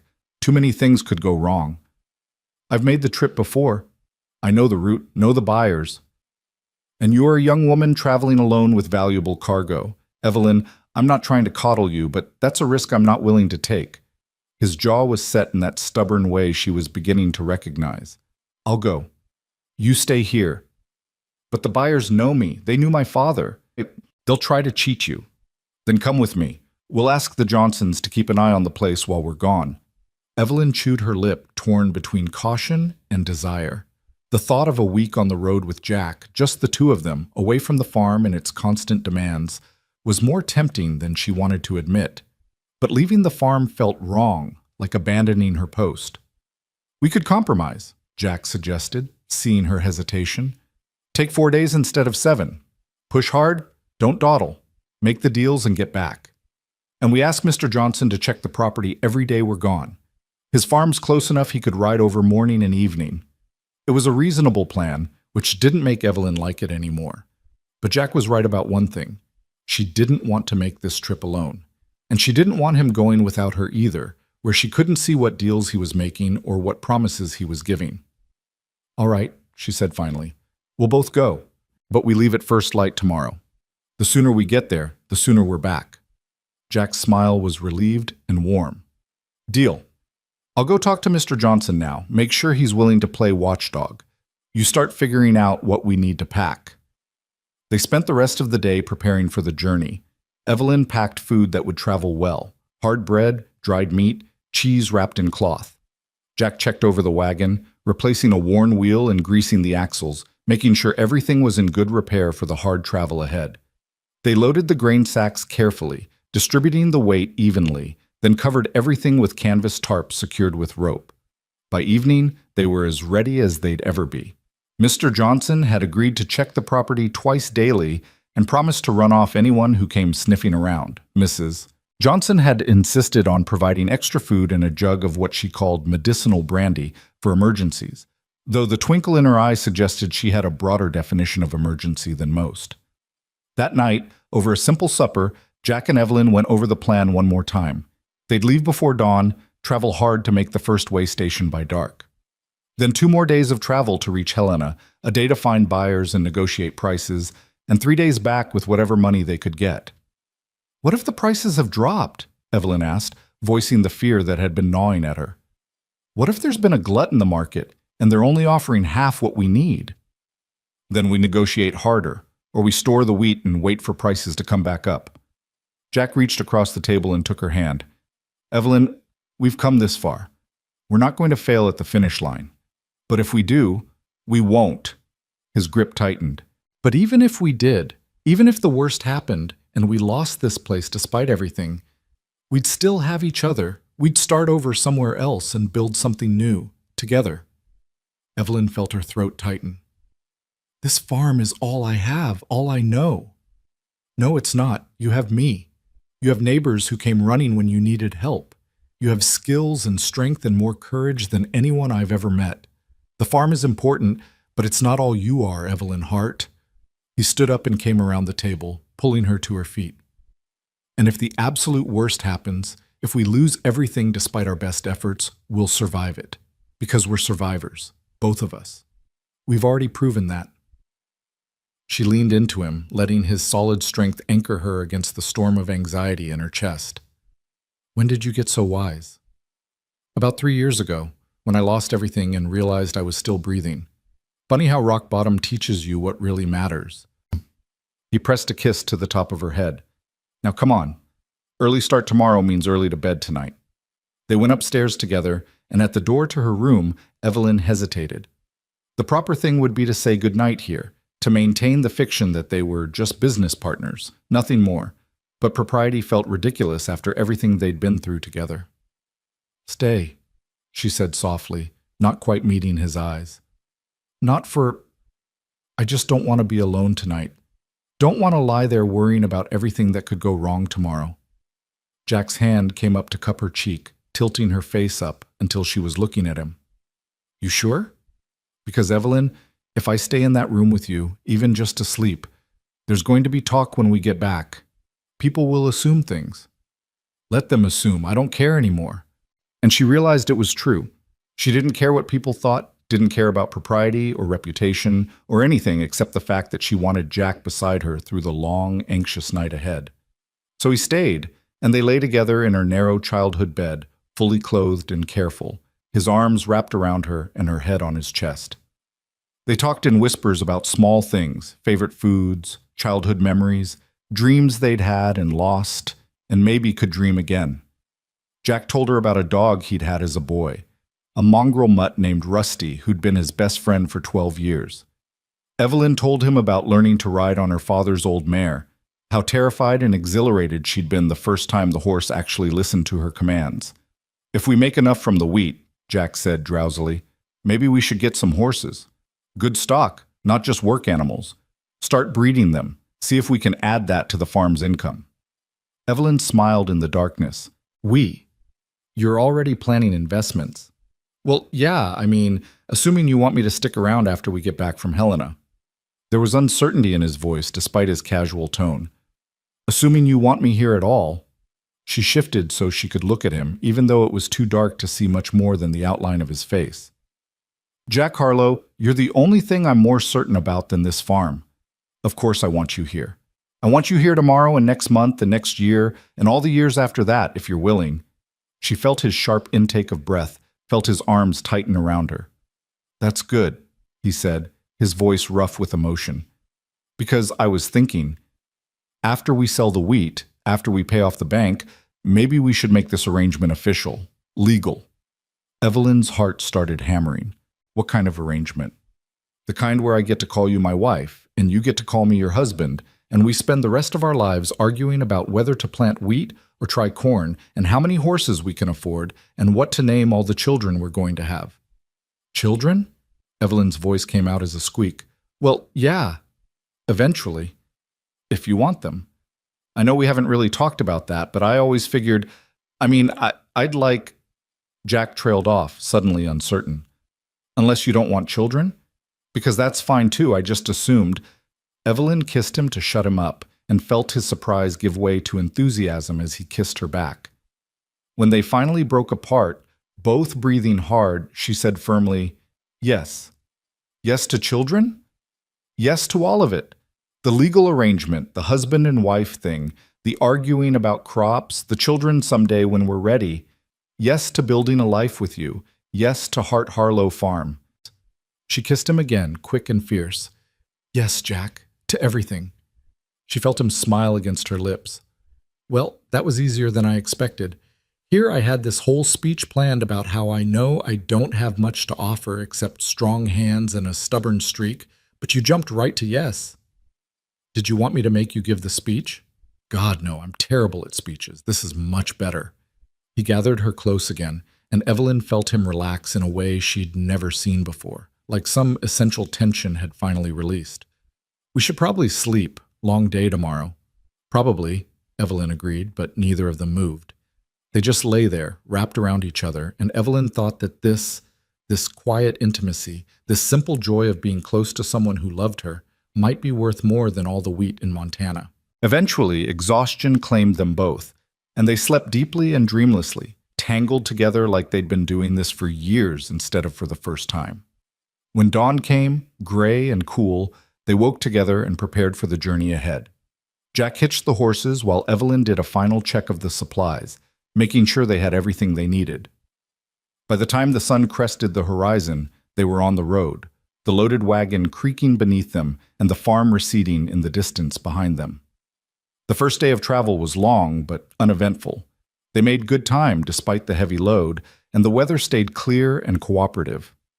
Jack drove while Evelyn sat beside him, occasionally reading aloud from the book of poetry she'd brought, her mother's old volume, the pages soft and worn from years of handling. Listen to this one, she said, flipping through the pages. It's about harvest time. Golden grain beneath the sky, earthbound wealth that none can buy, sweat and toil and honest care, these the treasures farmers share. Your mother liked poetry? Loved it. She'd recite verses while she worked, said it made the labor feel less endless. Evelyn ran her fingers over the faded cover. My father used to tease her about it, said you couldn't eat pretty words, but I'd catch him sometimes listening to her recite while she thought he wasn't paying attention, and he'd have this look on his face like she'd given him something precious. Sounds like they were happy. They were. Even when times were hard, even when the crops failed or the winter was brutal, they had each other. That seemed to be enough. She glanced at Jack. I never really understood that when I was younger. Thought love was just something that happened in stories. But now I get it. How someone can be your home more than any place. How you'd rather face disaster together than face success alone. She leaned against his shoulder. You've become my home, Jack. Somewhere along the way, without me even noticing it happening. Jack was quiet for a long moment, his attention seemingly focused on the road ahead. Then he said softly, that might be the most beautiful thing anyone's ever said to me. And I don't have any poetry to say back, just that you're my home too, Evelyn. First real home I've had in more years than I can count. They rode in comfortable silence after that, the wagon wheels turning beneath them and the prairie stretching endless on all sides. They passed other travelers occasionally, a family in a covered wagon heading west, a circuit preacher on a tired mule, a group of cowboys driving cattle toward distant markets.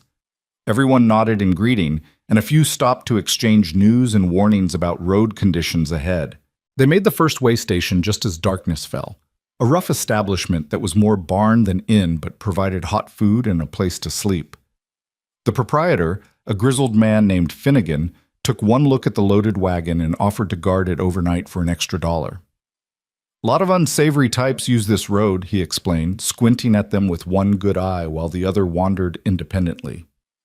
Wagon like that, full of grain? Might attract the wrong attention. Jack paid the extra $1 without argument, and they settled in for the night in the loft above the stable. It wasn't comfortable, just hay and blankets. But they were together, and after the long day of travel, even the scratchy hay felt like luxury. The second day brought rain, not the violent storms they'd battled during harvest, but steady, miserable drizzle that soaked through their clothes and turned the road into mud. The wagon moved slower, the horses struggling with the added resistance, and by evening they'd fallen behind schedule. "We should stop," Evelyn said, shivering despite the blanket Jack had wrapped around her shoulders. "The horses are exhausted, and if we push too hard in this mud, we risk breaking a wheel." Jack looked like he wanted to argue, but he nodded reluctantly and guided the wagon off the road toward a stand of cottonwood trees that provided minimal shelter. They made camp there, eating cold food because the rain made fire impossible, and huddled together under the wagon for warmth. "Some romantic journey this turned out to be," Jack said wryly, trying to adjust his position to avoid a puddle that was forming beneath them. "I promise the actual marriage will be more comfortable." Despite her discomfort, Evelyn laughed. "I don't know. I think this is good practice. Marriage is probably going to involve a lot of uncomfortable situations and making the best of bad weather." "Fair point." He pulled her closer against his side. "At least we're good at making the best of things." They slept fitfully that night, waking often to the sound of rain and the discomfort of their makeshift shelter. But when morning came with clear skies and warming sun, their spirits lifted. The road dried quickly, and they made up for lost time, pushing hard through the afternoon. Helena appeared on the horizon late in the third day, a sprawling mining town that had grown fat on silver strikes and now served as a major trading hub for the region. The streets were crowded with wagons and riders, and the air smelled of smoke and livestock and human industry.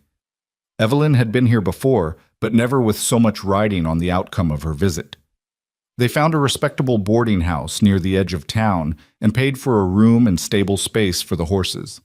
The proprietress, a stern-faced woman named Mrs. Gunderson, looked them over with suspicious eyes. "You married?" she asked bluntly. "Not yet," Jack said before Evelyn could respond. "But soon. We're here on business, need to sell our wheat crop and get back home to prepare for the wedding." It was a smooth lie, delivered with just the right mix of pride and embarrassment, and Mrs. Gunderson's expression softened slightly. "Well, congratulations then. I'll put you in adjoining rooms, proper and respectable, but you can leave the connecting door unlocked if you want." She said it with a knowing look that suggested she'd been young once too. After they'd settled in and washed off the worst of the travel grime, Evelyn and Jack walked into town to scout out potential buyers. The grain exchange was a chaotic place. Dozens of farmers and buyers shouting prices and quantities, samples being examined and rejected, money changing hands in rapid negotiations. Evelyn felt her confidence waver as she watched men who'd been doing this their whole lives haggle with practiced ease. "We'll do this together," Jack murmured, reading her hesitation. "You know the quality of our grain. I know how to negotiate. Between us, we'll get a fair price." They approached several buyers that evening, offering samples from their load and listening to initial offers. The prices ranged from insulting to merely inadequate, and by the time they returned to the boarding house, Evelyn was fighting despair. "They're trying to cheat us," she said as they climbed the stairs to their rooms, "offering half what the grain's worth because they think we're desperate. Then tomorrow we show them we're not desperate. We show them we're willing to walk away." Jack opened the door to her room and followed her inside, his expression thoughtful. "I've been thinking, what if we approach the big mills directly, skip the middleman buyers entirely? We've got quantity and quality. That's what the mills want. They might pay more to deal direct." It was a risky strategy, but Evelyn was tired of being underestimated. "Let's try it. What do we have to lose?" The next morning, they dressed in their best clothes. Jack in his only suit, worn but well-maintained, and Evelyn in the dress her mother had made for special occasions, dark blue with buttons that still shone, and approached the largest mill in Helena. The foreman was skeptical at first, but when Jack insisted he examine their grain samples, his attitude changed. "This is good wheat," he admitted, running the grain through his fingers with practiced assessment. "Storm damage minimal, moisture content perfect. Where'd you say this came from?" "Hart Farm, about 3 days west," Evelyn said, keeping her voice steady despite her racing heart. 327 bushels, all this quality or better." The foreman quoted a price that made Evelyn's knees weak. Not as much as pre-storm prices would have been, but significantly more than any of the exchange buyers had offered. It was enough. More than enough. Enough to pay off the banknote with money left over for seed and repairs and maybe even some small luxuries. But Jack shook his head. That's a fair offer for standard grain, but this isn't standard.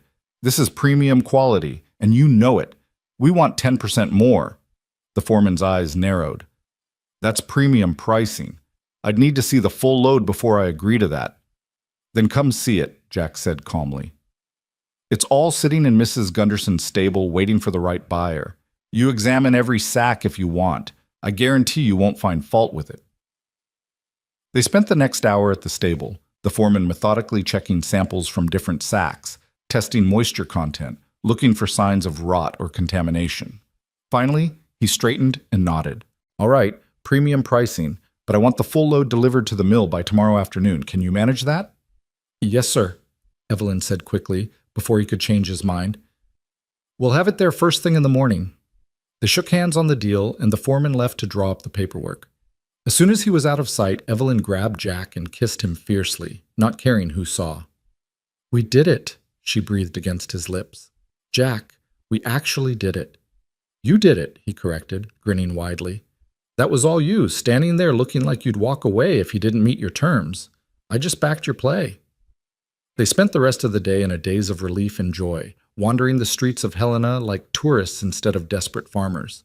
Jack bought her a new ribbon for her hair from a street vendor, and she insisted on buying him a proper hat to replace the battered one he'd been wearing.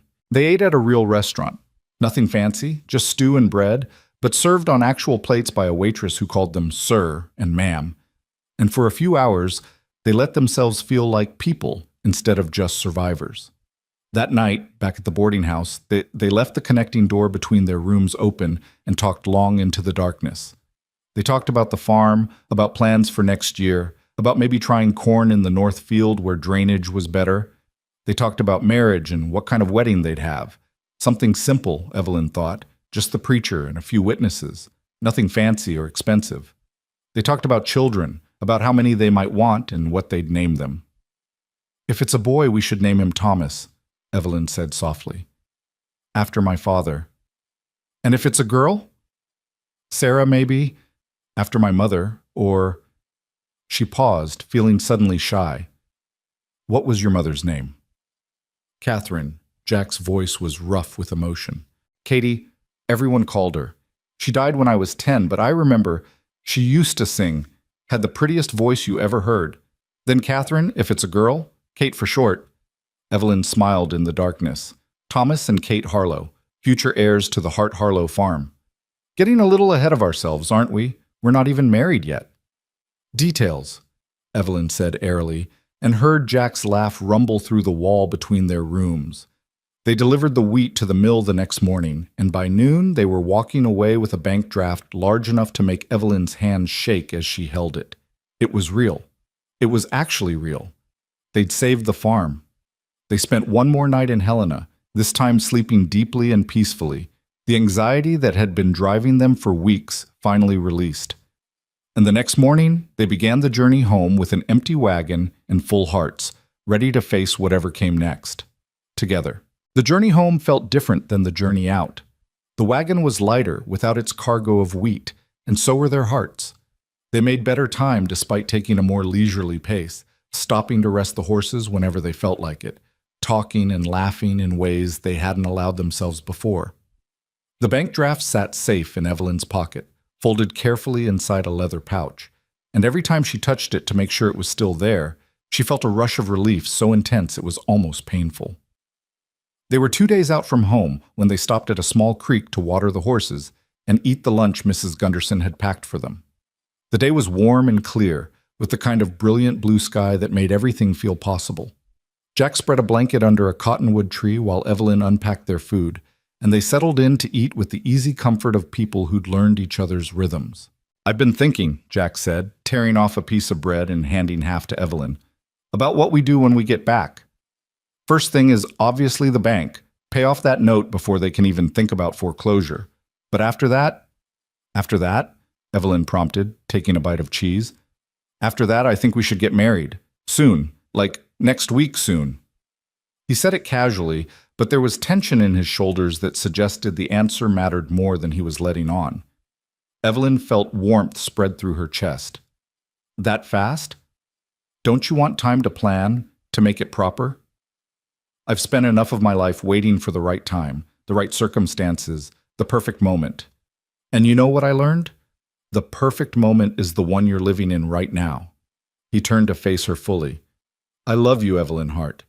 I want to marry you and build a life with you and wake up every morning knowing you're mine and I'm yours. Why wait when we both know what we want? I love you too, Evelyn said softly, the words still feeling new and precious on her tongue. And you're right. Why wait? Let's do it. Let's pay off the bank and get married and start our life together properly. Jack's smile was brilliant and young, transforming his weathered face into something almost boyish. Yeah? Yeah. She leaned over and kissed him, tasting bread and sunshine and promise. Though I should warn you, I don't have anything fancy to wear. No white dress or veil or any of that. Don't care. You could wear a flour sack and you'd still be the most beautiful bride in Montana. He pulled her closer, wrapping his arms around her. All I care about is you saying yes in front of witnesses and a preacher, making this legal and binding so you can't change your mind and throw me off your farm. Evelyn laughed against his chest. Our farm. It's going to be our farm, remember? Hart Harlow. Our farm, Jack repeated like he was testing the words. I like the sound of that. They stayed by the creek longer than they probably should have, stealing kisses and making plans and generally acting like the lovesick fools they'd become. But eventually the angle of the sun reminded them they had miles to cover before dark, and they reluctantly packed up and continued their journey. They made it home on the fourth day, arriving just as the sun was setting and painting everything gold. Mr. Johnson was just leaving after his evening check of the property, and he greeted them with obvious relief. Thank God you're back safe, he said, riding over to meet them. Had a bit of excitement while you were gone. That Blackwood fellow showed up 2 days ago, nosing around, asking questions about where you'd gone and when you'd be back. I told him it was none of his damn business, and to get off Hart property before I ran him off with my rifle. Evelyn felt anger spike through her exhaustion. He came here? To my land? Didn't get far. I was watching, like I promised. Sent him packing with his tail between his legs. Mr. Johnson's expression was grim. But I'd watch yourself with that one, Evelyn. He's up to something. I'd bet my last dollar on it. After Mr. Johnson left, Evelyn and Jack unhitched the wagon and tended the horses in heavy silence. The joy of their return had been tainted by the reminder that they still had enemies, still had challenges to face. Tomorrow, Jack said firmly as they walked toward the house. Tomorrow we go to town, pay off that bank note, and make sure Blackwood can't touch this place legally. Then we deal with everything else. But tomorrow came with its own surprises. They rode into town early, both dressed in their best clothes, the bank draft secure in Jack's pocket this time. The bank was a squat brick building on Main Street, imposing and solid, and Evelyn felt her stomach clench as they walked through the doors. The bank manager, a portly man named Clemens, who'd been friendly enough when her father was alive but distant since his death, looked up from his desk with surprise when he saw them. Miss Hart, I wasn't expecting to see you today. His tone suggested he'd been hoping not to see her at all. Mr. Clemens. Evelyn kept her voice steady despite her racing heart. I've come to settle my father's account, the note he took out for last year's seed and equipment. Clemens' expression shifted to something uncomfortable. Ah, yes. About that note, Miss Hart. I'm afraid there's been a development. Evelyn felt Jack tense beside her. What kind of development? The note was sold 2 days ago. I no longer hold the debt. Clemens shuffled papers on his desk, not quite meeting their eyes. It's perfectly legal, mind you.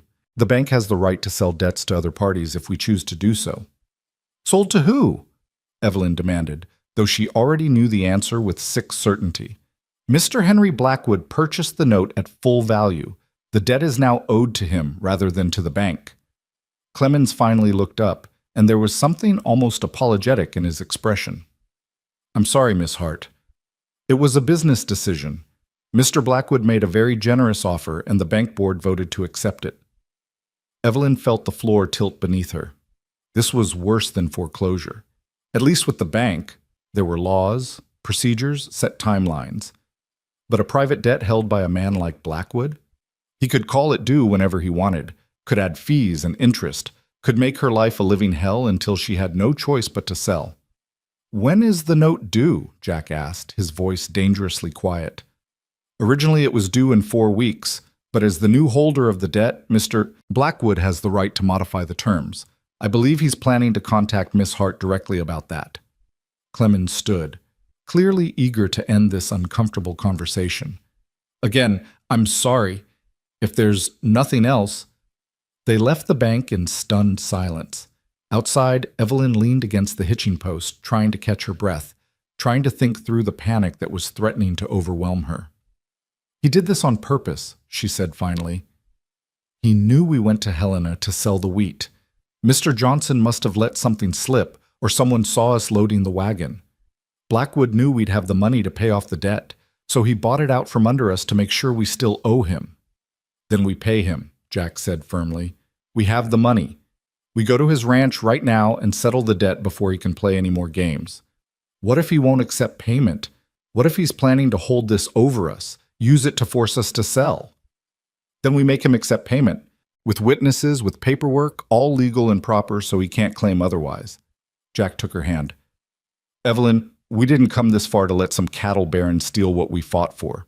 We're going to Blackwood's ranch, we're paying off this debt, and we're making damn sure he understands that Hart land isn't for sale. Not now, not ever." The Blackwood Ranch was everything the Hart farm wasn't: sprawling, prosperous, with buildings that looked new and expensive rather than weathered by generations of use. They rode up the long drive with their heads held high, refusing to be intimidated by the obvious display of wealth. A ranch hand directed them to the main house, where Blackwood himself answered the door. He was dressed casually, like a man relaxing in his own home, but his smile when he saw them was sharp and predatory. "Miss Hart, Mr. Harlow, what a pleasant surprise. Please come in." He stepped back, gesturing them inside. "We'll stand out here, thank you," Evelyn said coldly. "This won't take long. I understand you purchased my father's banknote." "I did indeed. A sound investment, I thought." Blackwood leaned against the doorframe, completely at ease. "The bank was eager to liquidate the debt, and I was happy to help. I'm here to settle that debt. Full payment, right now."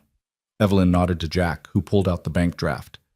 "This should more than cover the principal and any accrued interest." Blackwood barely glanced at the draft. "I'm afraid it's not quite that simple, Miss Hart. You see, when I purchased the note, I also acquired the right to modify its terms, and I've decided to exercise that right." "What terms?" Jack asked, his voice flat. "Well, for one thing, I'm calling the note due immediately. Today. Right now, in fact." Blackwood's smile widened. "And I'm adding a 20% administrative fee for the transfer of the debt, plus interest calculated at the new rate I've set, which is considerably higher than what the bank was charging." Evelyn felt rage burn through her shock. "That's not legal. You can't just—" "Actually, I can. The contract your father signed gave the debt holder broad discretion to set terms. It's all perfectly legal, Miss Hart. I checked with my lawyers." He gestured at the bank draft Jack was still holding. "That draft you're holding, it might have covered the original debt, but with my fees and interest, you're now short by, probably $300 or so." $300. It might as well have been $3,000. They didn't have it. Everything they'd made from the wheat sale was in that single bank draft. And even if they cashed it and paid Blackwood, they'd have nothing left. No money for seed, no cushion for emergencies, no way to survive the winter. "You're trying to steal my farm," Evelyn said, her voice shaking with fury. "This whole thing was planned from the start. You waited until my father died, bought his debt, and now you're trying to force me out with fees I can't possibly pay." "I'm a businessman, Miss Hart. I see opportunities and I take them. Your father's death was unfortunate, but it created a situation where this land became available." Blackwood straightened, his expression hardening. "Here's what's going to happen. You can't pay the full amount I'm owed, which means you're in default. That gives me the legal right to foreclose. Or you can sell me the land at a price I deem fair, settle the debt that way, and walk away with a little money in your pocket. Your choice." Go to hell, Jack said flatly. We're not selling. Then I'll see you in foreclosure court. I'm sure the judge will be very sympathetic to a young woman who can't pay her debts. Blackwood's smile was cruel. You have 48 hours to make your decision, Miss Hart. After that, I file foreclosure papers, and this all becomes a matter of public record. I'd hate for your neighbors to see you lose your family farm because you were too proud to accept a reasonable offer. He went back inside and shut the door, leaving them standing on his porch, fury and helplessness warring in Evelyn's chest. The ride home was silent and grim. Evelyn kept turning the problem over in her mind, looking for solutions, for loopholes, for any way out of the trap Blackwood had set. But every path she examined led to the same conclusion. They were going to lose the farm. There has to be something we can do, she said finally, her voice cracking. Some legal recourse, some way to fight this. We could try to borrow the extra money, Jack suggested, but his tone was doubtful. Maybe the Johnsons or some of the other neighbors, they don't have that kind of money to lend. None of them do. We're all farmers barely scraping by. Evelyn blinked back tears of frustration. I kept my promise to my father. I saved the wheat. I sold it for a fair price. I did everything right. And it still wasn't enough. They made it home as darkness fell, both exhausted and heartsick. Evelyn went through the motions of preparing supper while Jack tended the horses, but neither of them had any appetite when they sat down to eat. They just pushed food around their plates and tried not to look at each other, tried not to acknowledge that everything they'd fought for was slipping through their fingers. I won't marry you, Evelyn said abruptly, the words tearing out of her. I won't tie you to a failure, Jack. You should go to Oregon like you planned. Start fresh somewhere without all this mess. Jack's head snapped up, his eyes blazing. Don't you dare. Don't you dare try to push me away because things got hard. But you deserve better than... I deserve you, and you deserve me, and we deserve this farm and the life we were planning. He stood up, came around the table, and pulled her to her feet. Evelyn Hart, I told you I'm not going anywhere, and I meant it. We'll figure this out together. How? We're out of options. Maybe not all of them. Jack's expression was thoughtful. Blackwood said we have 48 hours. That's enough time to talk to a lawyer, see if those fees and interest he tacked on are actually legal. Enough time to talk to the neighbors, see if anyone knows something about Blackwood that could help us. Enough time to fight. And if fighting doesn't work, then we try something else. We're survivors, remember? We don't give up just because one rich bastard thinks he can bully us. He cupped her face in his hands. Trust me, Evelyn. Please. Give me 48 hours to find a way out of this. She wanted to believe him, wanted to trust that everything would work out somehow. But hope felt dangerous after so much loss, so much struggle. Still, looking into Jack's storm-gray eyes, seeing the absolute conviction there, she found herself nodding. 48 hours, she agreed. But Jack, if we can't find a way, promise me you'll leave. Promise me you won't go down with this sinking ship. The only promise I'm making is that we're in this together, win or lose. He kissed her fiercely. Now come on, we've got work to do. They stayed up most of the night, going through her father's papers, looking for anything that might help. Old contracts, correspondence with the bank, records of dealings with Blackwood from years past.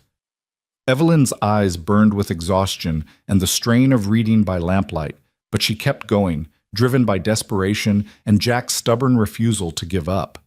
It was nearly dawn when Jack made a sound of surprise. Evelyn, look at this. He was holding a letter, yellowed with age, the handwriting shaky but still legible. Evelyn moved closer to read over his shoulder.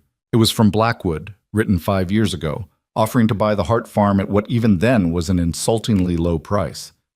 But it wasn't the offer that caught her attention. It was what her father had written in the margins, notes to himself that he'd apparently never followed up on. Check property lines. B's north fence encroaches 6 feet onto Heartland per original survey. Mentioned to B, he got hostile, letting it go for sake of peace, but keeping proof in case needed later. Evelyn's heart started beating faster.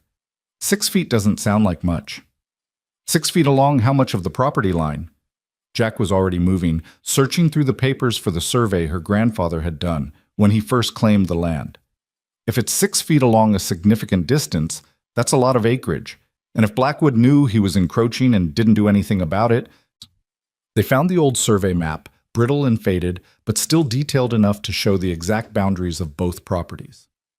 And there it was, the north fence line that divided Heartland from Blackwood's ranch, running for nearly half a mile. If that fence was 6 feet over onto Hart property for that entire distance, it added up to almost an acre of land that Blackwood had been illegally using for years. "We need to verify this," Evelyn said, her mind racing. "Get a proper surveyor out here. Make sure the original survey is accurate. If we can prove Blackwood's been encroaching on our land, then we have leverage," Jack finished. "Maybe enough leverage to make him back off on this debt collection scheme." His smile was sharp and satisfied. Blackwood's built his reputation on being a sharp businessman who follows the law. How's it going to look when people find out he's been stealing land from his neighbors? Even if it's just an acre, even if he claims it was an honest mistake, the scandal alone could hurt him. Hope flared in Evelyn's chest, bright and almost painful. "First thing tomorrow, today I mean, we get a surveyor. Mr. Peterson will know someone in town who can do it." They managed a few hours of restless sleep, then rode into town as soon as the general store opened. Mr. Peterson listened to their story with growing outrage, then pointed them toward a surveyor named Thompson who had an office above the feed store. Thompson was an older man with precise hands and an even more precise manner. He listened to their request, examined the old survey map, and nodded thoughtfully. "I can have preliminary results by this afternoon if we start now. Full detailed survey will take longer, but if you just need confirmation of the fence line placement, that's simple enough." He quoted a price that made Evelyn wince. It would eat into their limited cash reserves, but Jack paid it without hesitation. They spent the day following Thompson around the property line, watching him set up his equipment and take measurements, marking positions with stakes and making careful notes. The work was painstakingly slow, and Evelyn felt every passing minute like a weight on her chest. 48 hours was ticking down, and they still didn't know if this gambit would work. By late afternoon, Thompson had his answer. The north fence was indeed on Hart property, not 6 feet as her father had thought, but closer to 8 feet, and running for the entire half-mile length of the shared border. It added up to almost 1¼ acres that Blackwood had been using without right. "It's enough," Jack said grimly, studying Thompson's preliminary map. "It's definitely enough." They rode to Blackwood's ranch for the second time in 2 days, this time with Thompson's report in hand and fire in their eyes. Blackwood answered the door with the same smug expression as before, but it faltered slightly when he saw their faces. "Miss Hart, Mr. Harlow, I wasn't expecting to see you again so soon. Have you decided to accept my generous offer after all?" "Actually, we've come to discuss a different matter," Evelyn said, her voice steady despite her hammering heart. "It's come to our attention that your north fence line is encroaching on Hart property. Has been for years, apparently." Blackwood's expression went carefully neutral. "I'm sure that's just a misunderstanding. Property lines in this territory can be imprecise." "This isn't imprecise. This is a surveyor's report showing that you've been illegally using 1¼ acres of my land for at least 5 years. Evelyn held up Thompson's document. "Land you've been grazing your cattle on, cutting hay from, treating as your own despite having no legal right to it." "I'm sure if there's been any encroachment, it was an honest mistake. My father told you about it 5 years ago," Evelyn interrupted. "He mentioned it to you, and according to his notes, you got hostile and refused to discuss it." "That doesn't sound like an honest mistake, Mr. Blackwood. That sounds like deliberate theft." Blackwood's face hardened. "That's a serious accusation, Miss Hart. I hope you have proof." "I have my father's written notes documenting the conversation. I have the original survey from when my grandfather first claimed the land, and I have a new survey done today by a licensed surveyor showing the same encroachment." Evelyn took a step closer. "Now here's what's going to happen, Mr. Blackwood. You're going to cancel those bogus fees and interest you tried to tack onto my father's debt. You're going to accept the bank draft we offered yesterday as payment in full. And you're going to move your fence back onto your own property where it belongs. And if I don't, then we go to the territorial land office and file a formal complaint. We go to the newspaper and tell everyone in town that the great Henry Blackwood built his fortune partly by stealing land from a dying farmer. We make sure every person in this valley knows exactly what kind of man you are."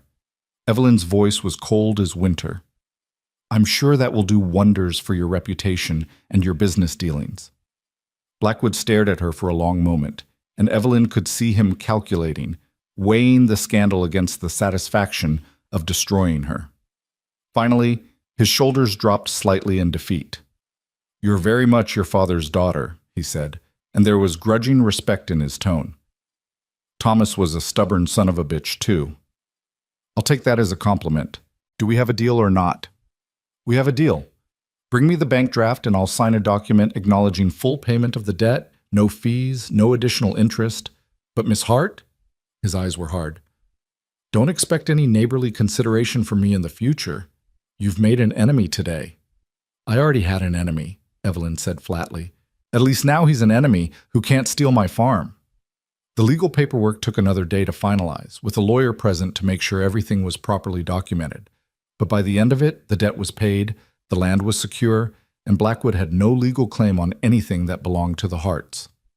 Evelyn walked out of the lawyer's office with the canceled note in her hand and felt like she could finally breathe again. "It's over," she said to Jack, who'd been waiting outside. "It's actually over. The farm is ours, free and clear." Jack swept her into his arms right there on Main Street, spinning her around while she laughed with pure relief and joy. "Damn right it's ours. And now that we've saved it, how about we make it official? Mrs. Evelyn Harlow has a nice ring to it, don't you think?" "I think it sounds perfect," Evelyn agreed, kissing him soundly despite the scandalized looks from passing townsfolk. "Let's go find the preacher. I'm ready to start our life together properly." The wedding was arranged for the following Saturday, giving them just enough time to let the neighbors know and make basic preparations. Mrs. Johnson insisted on helping, showing up with fabric for a new dress, and refusing to hear any arguments about Evelyn wearing her old clothes for such an important occasion. "Every bride deserves something special," Mrs. Johnson said firmly, pinning the fabric around Evelyn's waist. "Even practical farmers who think they're too busy for sentiment. Now hold still while I get these measurements." The dress came together over the next few days. Nothing fancy, just a simple design in soft blue cotton that brought out Evelyn's eyes, with lace at the collar that had belonged to Mrs. Johnson's mother. It was beautiful in its simplicity, and when Evelyn tried it on the night before the wedding, she barely recognized herself in the mirror. "You look beautiful," Jack said from the doorway, and Evelyn turned to find him watching her with an expression that made her heart skip. "I know I'm not supposed to see you before the wedding, but I couldn't wait." "Superstitious suddenly?" Evelyn teased, but she was blushing. "About some things, like making sure you know how much I love you before we make it legal tomorrow." He crossed to her, taking her hands. "Evelyn Hart, you're the strongest, bravest, most stubborn woman I've ever met. You saved this farm through sheer force of will and determination. You beat a rich bastard at his own game, and somehow, impossibly, you decided I was worth keeping around. I don't know what I did to deserve you, but I promise I'm going to spend the rest of my life being worthy of that decision." Evelyn felt tears sting her eyes. "Jack Harlow, you rode into my life when I needed help most. You worked yourself nearly to death to help me keep a promise to my father. You believed in me when I didn't believe in myself. You made me remember that life isn't just about surviving, it's about building something worth surviving for. I love you more than I ever thought possible, and I can't wait to be your wife." They kissed then, soft and sweet and full of promise, and Evelyn thought that this moment right here, in her childhood home with the man she loved, was worth every struggle, every hardship, every moment of doubt and fear. The wedding itself was small, but perfect. The church was packed with neighbors and friends, the pews decorated with wheat sheaves instead of flowers, because that felt right, felt true to who they were. Evelyn walked down the aisle alone, carrying a small bouquet of wildflowers, feeling her father's absence like a physical ache, but also feeling his pride in her accomplishment. Jack waited at the altar in his good suit, his hair neatly combed for once, his eyes never leaving her face as she approached. The preacher kept the ceremony short and simple, speaking about partnership and commitment and the sacred bond of marriage. And when he asked Jack if he took Evelyn to be his lawfully wedded wife, Jack's "I do" rang out clear and strong. Evelyn's own "I do" was quieter, but no less certain. And when the preacher pronounced them husband and wife, the church erupted in cheers loud enough to shake the rafters. They held a small celebration afterward at the farm. Nothing fancy, just food and drink and neighbors gathering to wish them well. Mrs. Johnson had baked a cake, and Mr. Peterson had brought several bottles of his medicinal whiskey that turned out to be surprisingly good. Someone produced a fiddle, and soon there was music and dancing on the front porch while the sun set over the wheat fields. Evelyn danced with her new husband under the violet sky, his arms around her waist, her head on his shoulder, and felt happier than she'd ever thought possible. All around them, their neighbors celebrated, these people who'd come to help when help was needed, who'd shown up to save the harvest, who'd formed the community that made this hard life bearable. "Thank you," she whispered to Jack as they swayed to the music. "For what?" "For everything. For staying. For fighting. For making me believe in happy endings again." Jack pulled back just enough to look at her, and his smile was warm and real. "Evelyn Harlow, this isn't an ending. This is just the beginning.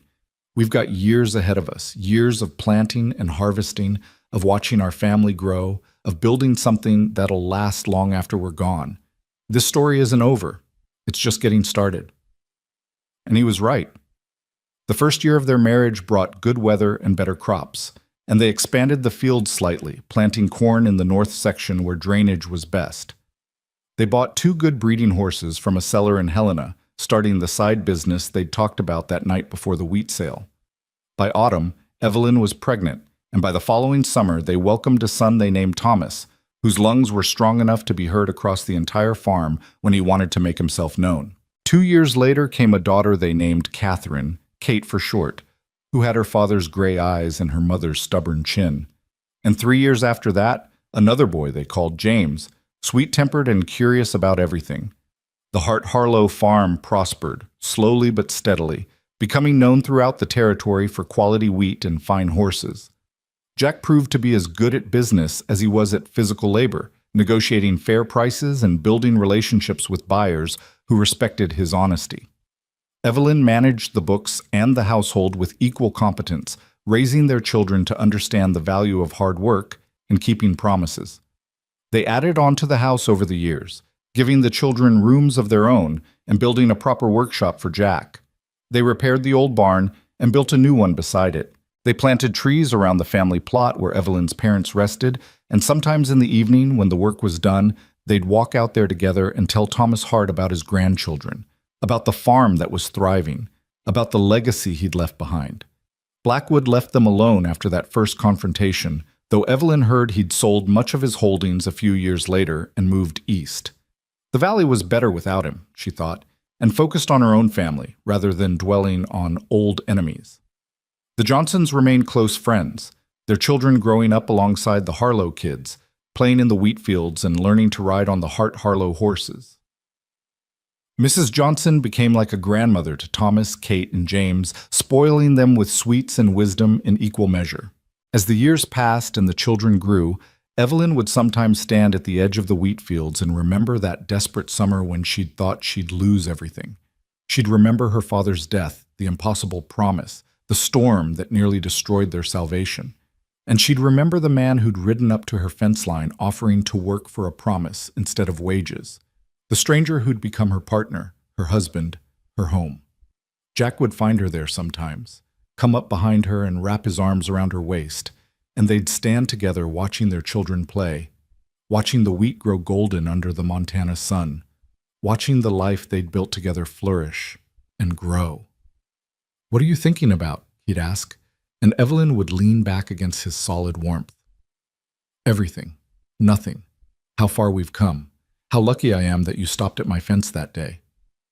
"I'm the lucky one," Jack would always say. "I was drifting, going nowhere, until I found you. You gave me a home, Evelyn. You gave me a purpose. You gave me a life worth living."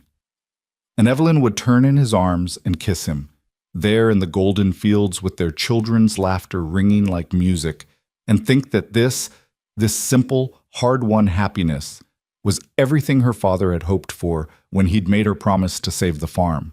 She'd kept that promise, but in keeping it, she'd gained so much more than just land and crops.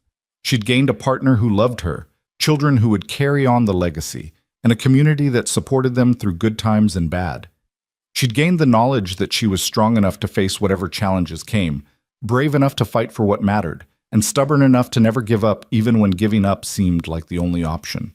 The farm that Thomas Hart had built, that Evelyn had fought to save, would endure for generations. The wheat would grow and be harvested year after year, season after season. The land would pass to their children and their children's children, each generation adding their own strength and wisdom to the legacy. But more than that, the story of the cowboy who'd stopped to help a desperate woman save her father's harvest would become part of the valley's lore. People would tell it around campfires and dinner tables, embellishing it slightly with each retelling, until it became the kind of legend that inspired other people to show kindness to strangers, to keep fighting when things seemed hopeless, to believe that love and determination could overcome any obstacle. And isn't that what stories are for? Not just to record what happened, but to remind us what's possible when we refuse to give up, when we honor our promises, when we open our hearts to the possibility that sometimes the best things in life come from the hardest struggles. The sun set over the Hart Harlow farm, painting everything in shades of gold and copper and bronze, and the wheat whispered its approval in the evening wind. The harvest was done, the promise kept, the life built. And somewhere, Evelyn liked to think, her father was watching and smiling, proud of the daughter who'd kept her word and the man who'd helped her do it, proud of the grandchildren who bore his name and his stubborn heart spirit, proud of everything they'd built from that single desperate promise made at a dying man's bedside. The wheat would grow again next year, and the year after that, and all the years to come. The Hart Harlow family would endure, would prosper, would face their own challenges and their own triumphs.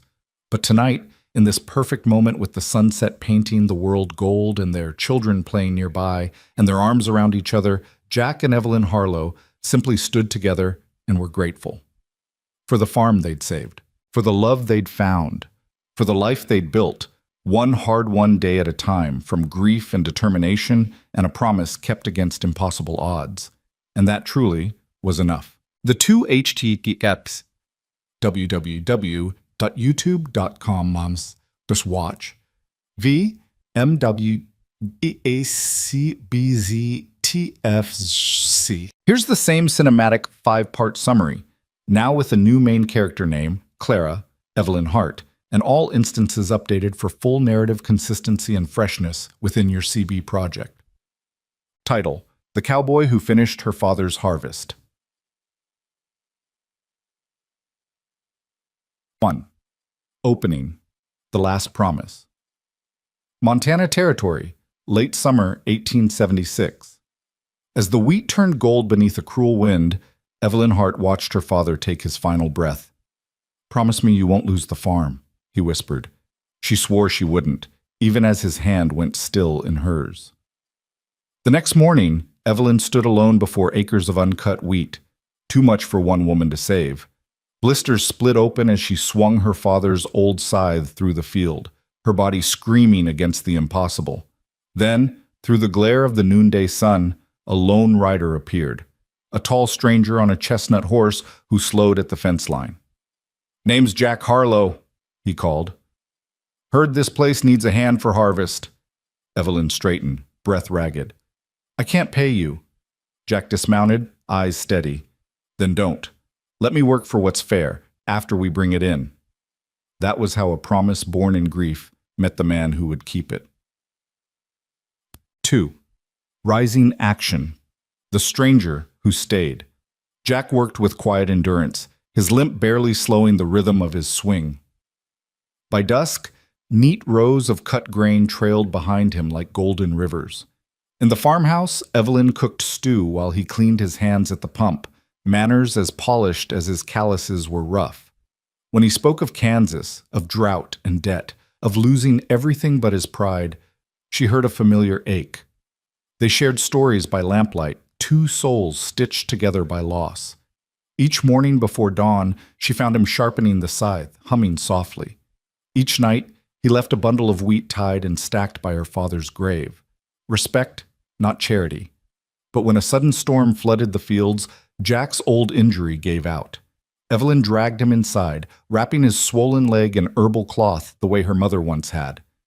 You've done enough, she whispered. Jack met her eyes. Not till your father's harvest is finished. 3. Climax. The storm and the confession. Rain beat against the roof as thunder rolled across the plains. Trapped inside, they talked through the night. She spoke of childhood winters when the roof leaked and the beds froze to the floorboards.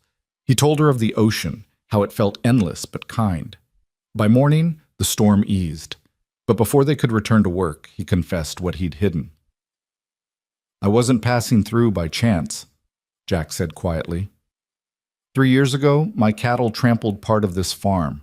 Your father forgave me, made me coffee, told me about his daughter who could outthink half the men in Montana. When I heard he'd passed, I came to make it right. Evelyn's throat tightened. So you came because of him? At first, he admitted, but I stayed because of you. Outside, the sky darkened again. As wind whipped the uncut stalks, she whispered, "Then let's finish it together." By sundown, they were side by side, fighting the storm, saving what they could. In the barn's flickering lantern light afterward, soaked and trembling, she kissed him, the kind of kiss that sealed more than gratitude. 4. Resolution. The field is done. The next days passed in fierce labor. Neighbors who had doubted her now stopped to watch as Evelyn and Jack worked the final rows. When the last stalk fell, Jack leaned on the scythe and said softly, "Your father's crop. It's done." Tears glimmered in Evelyn's eyes. "You kept my promise." He shook his head. "No, you did." That night, beneath a sky brushed in violet dust, they sat on the porch. "I meant to go west to Oregon," he confessed, "but Oregon doesn't have you." Evelyn laughed through her tears. "You don't even know what you're signing up for." Jack smiled. "A woman with more grit than any man I've met? I think I do." The preacher married them a month later, the church filled with neighbors and wheat sheaves instead of flowers. When he kissed his bride, the congregation cheered loud enough to shake the rafters. 5. Breakthrough and ending. The harvest that lasted. Winter came early that year, but the Hart Harlow farm thrived. They rebuilt the roof, repaired the fences, and planted anew in spring, side by side, partners in every sense. By the next harvest, Evelyn's hands were no longer blistered but strong, steady. Jack cut while she bound, their laughter echoing through the golden fields her father had once dreamed of. Years later, with a child on her hip and another chasing fireflies through the stubble, Evelyn stood beside Jack at her father's grave. "He gave us this land," she said softly. Jack squeezed her hand. "And somehow, he gave me you." As the sun set over the fields, the wind rustled the wheat like applause. The harvest was long finished, but its legacy, love, and labor intertwined would never end.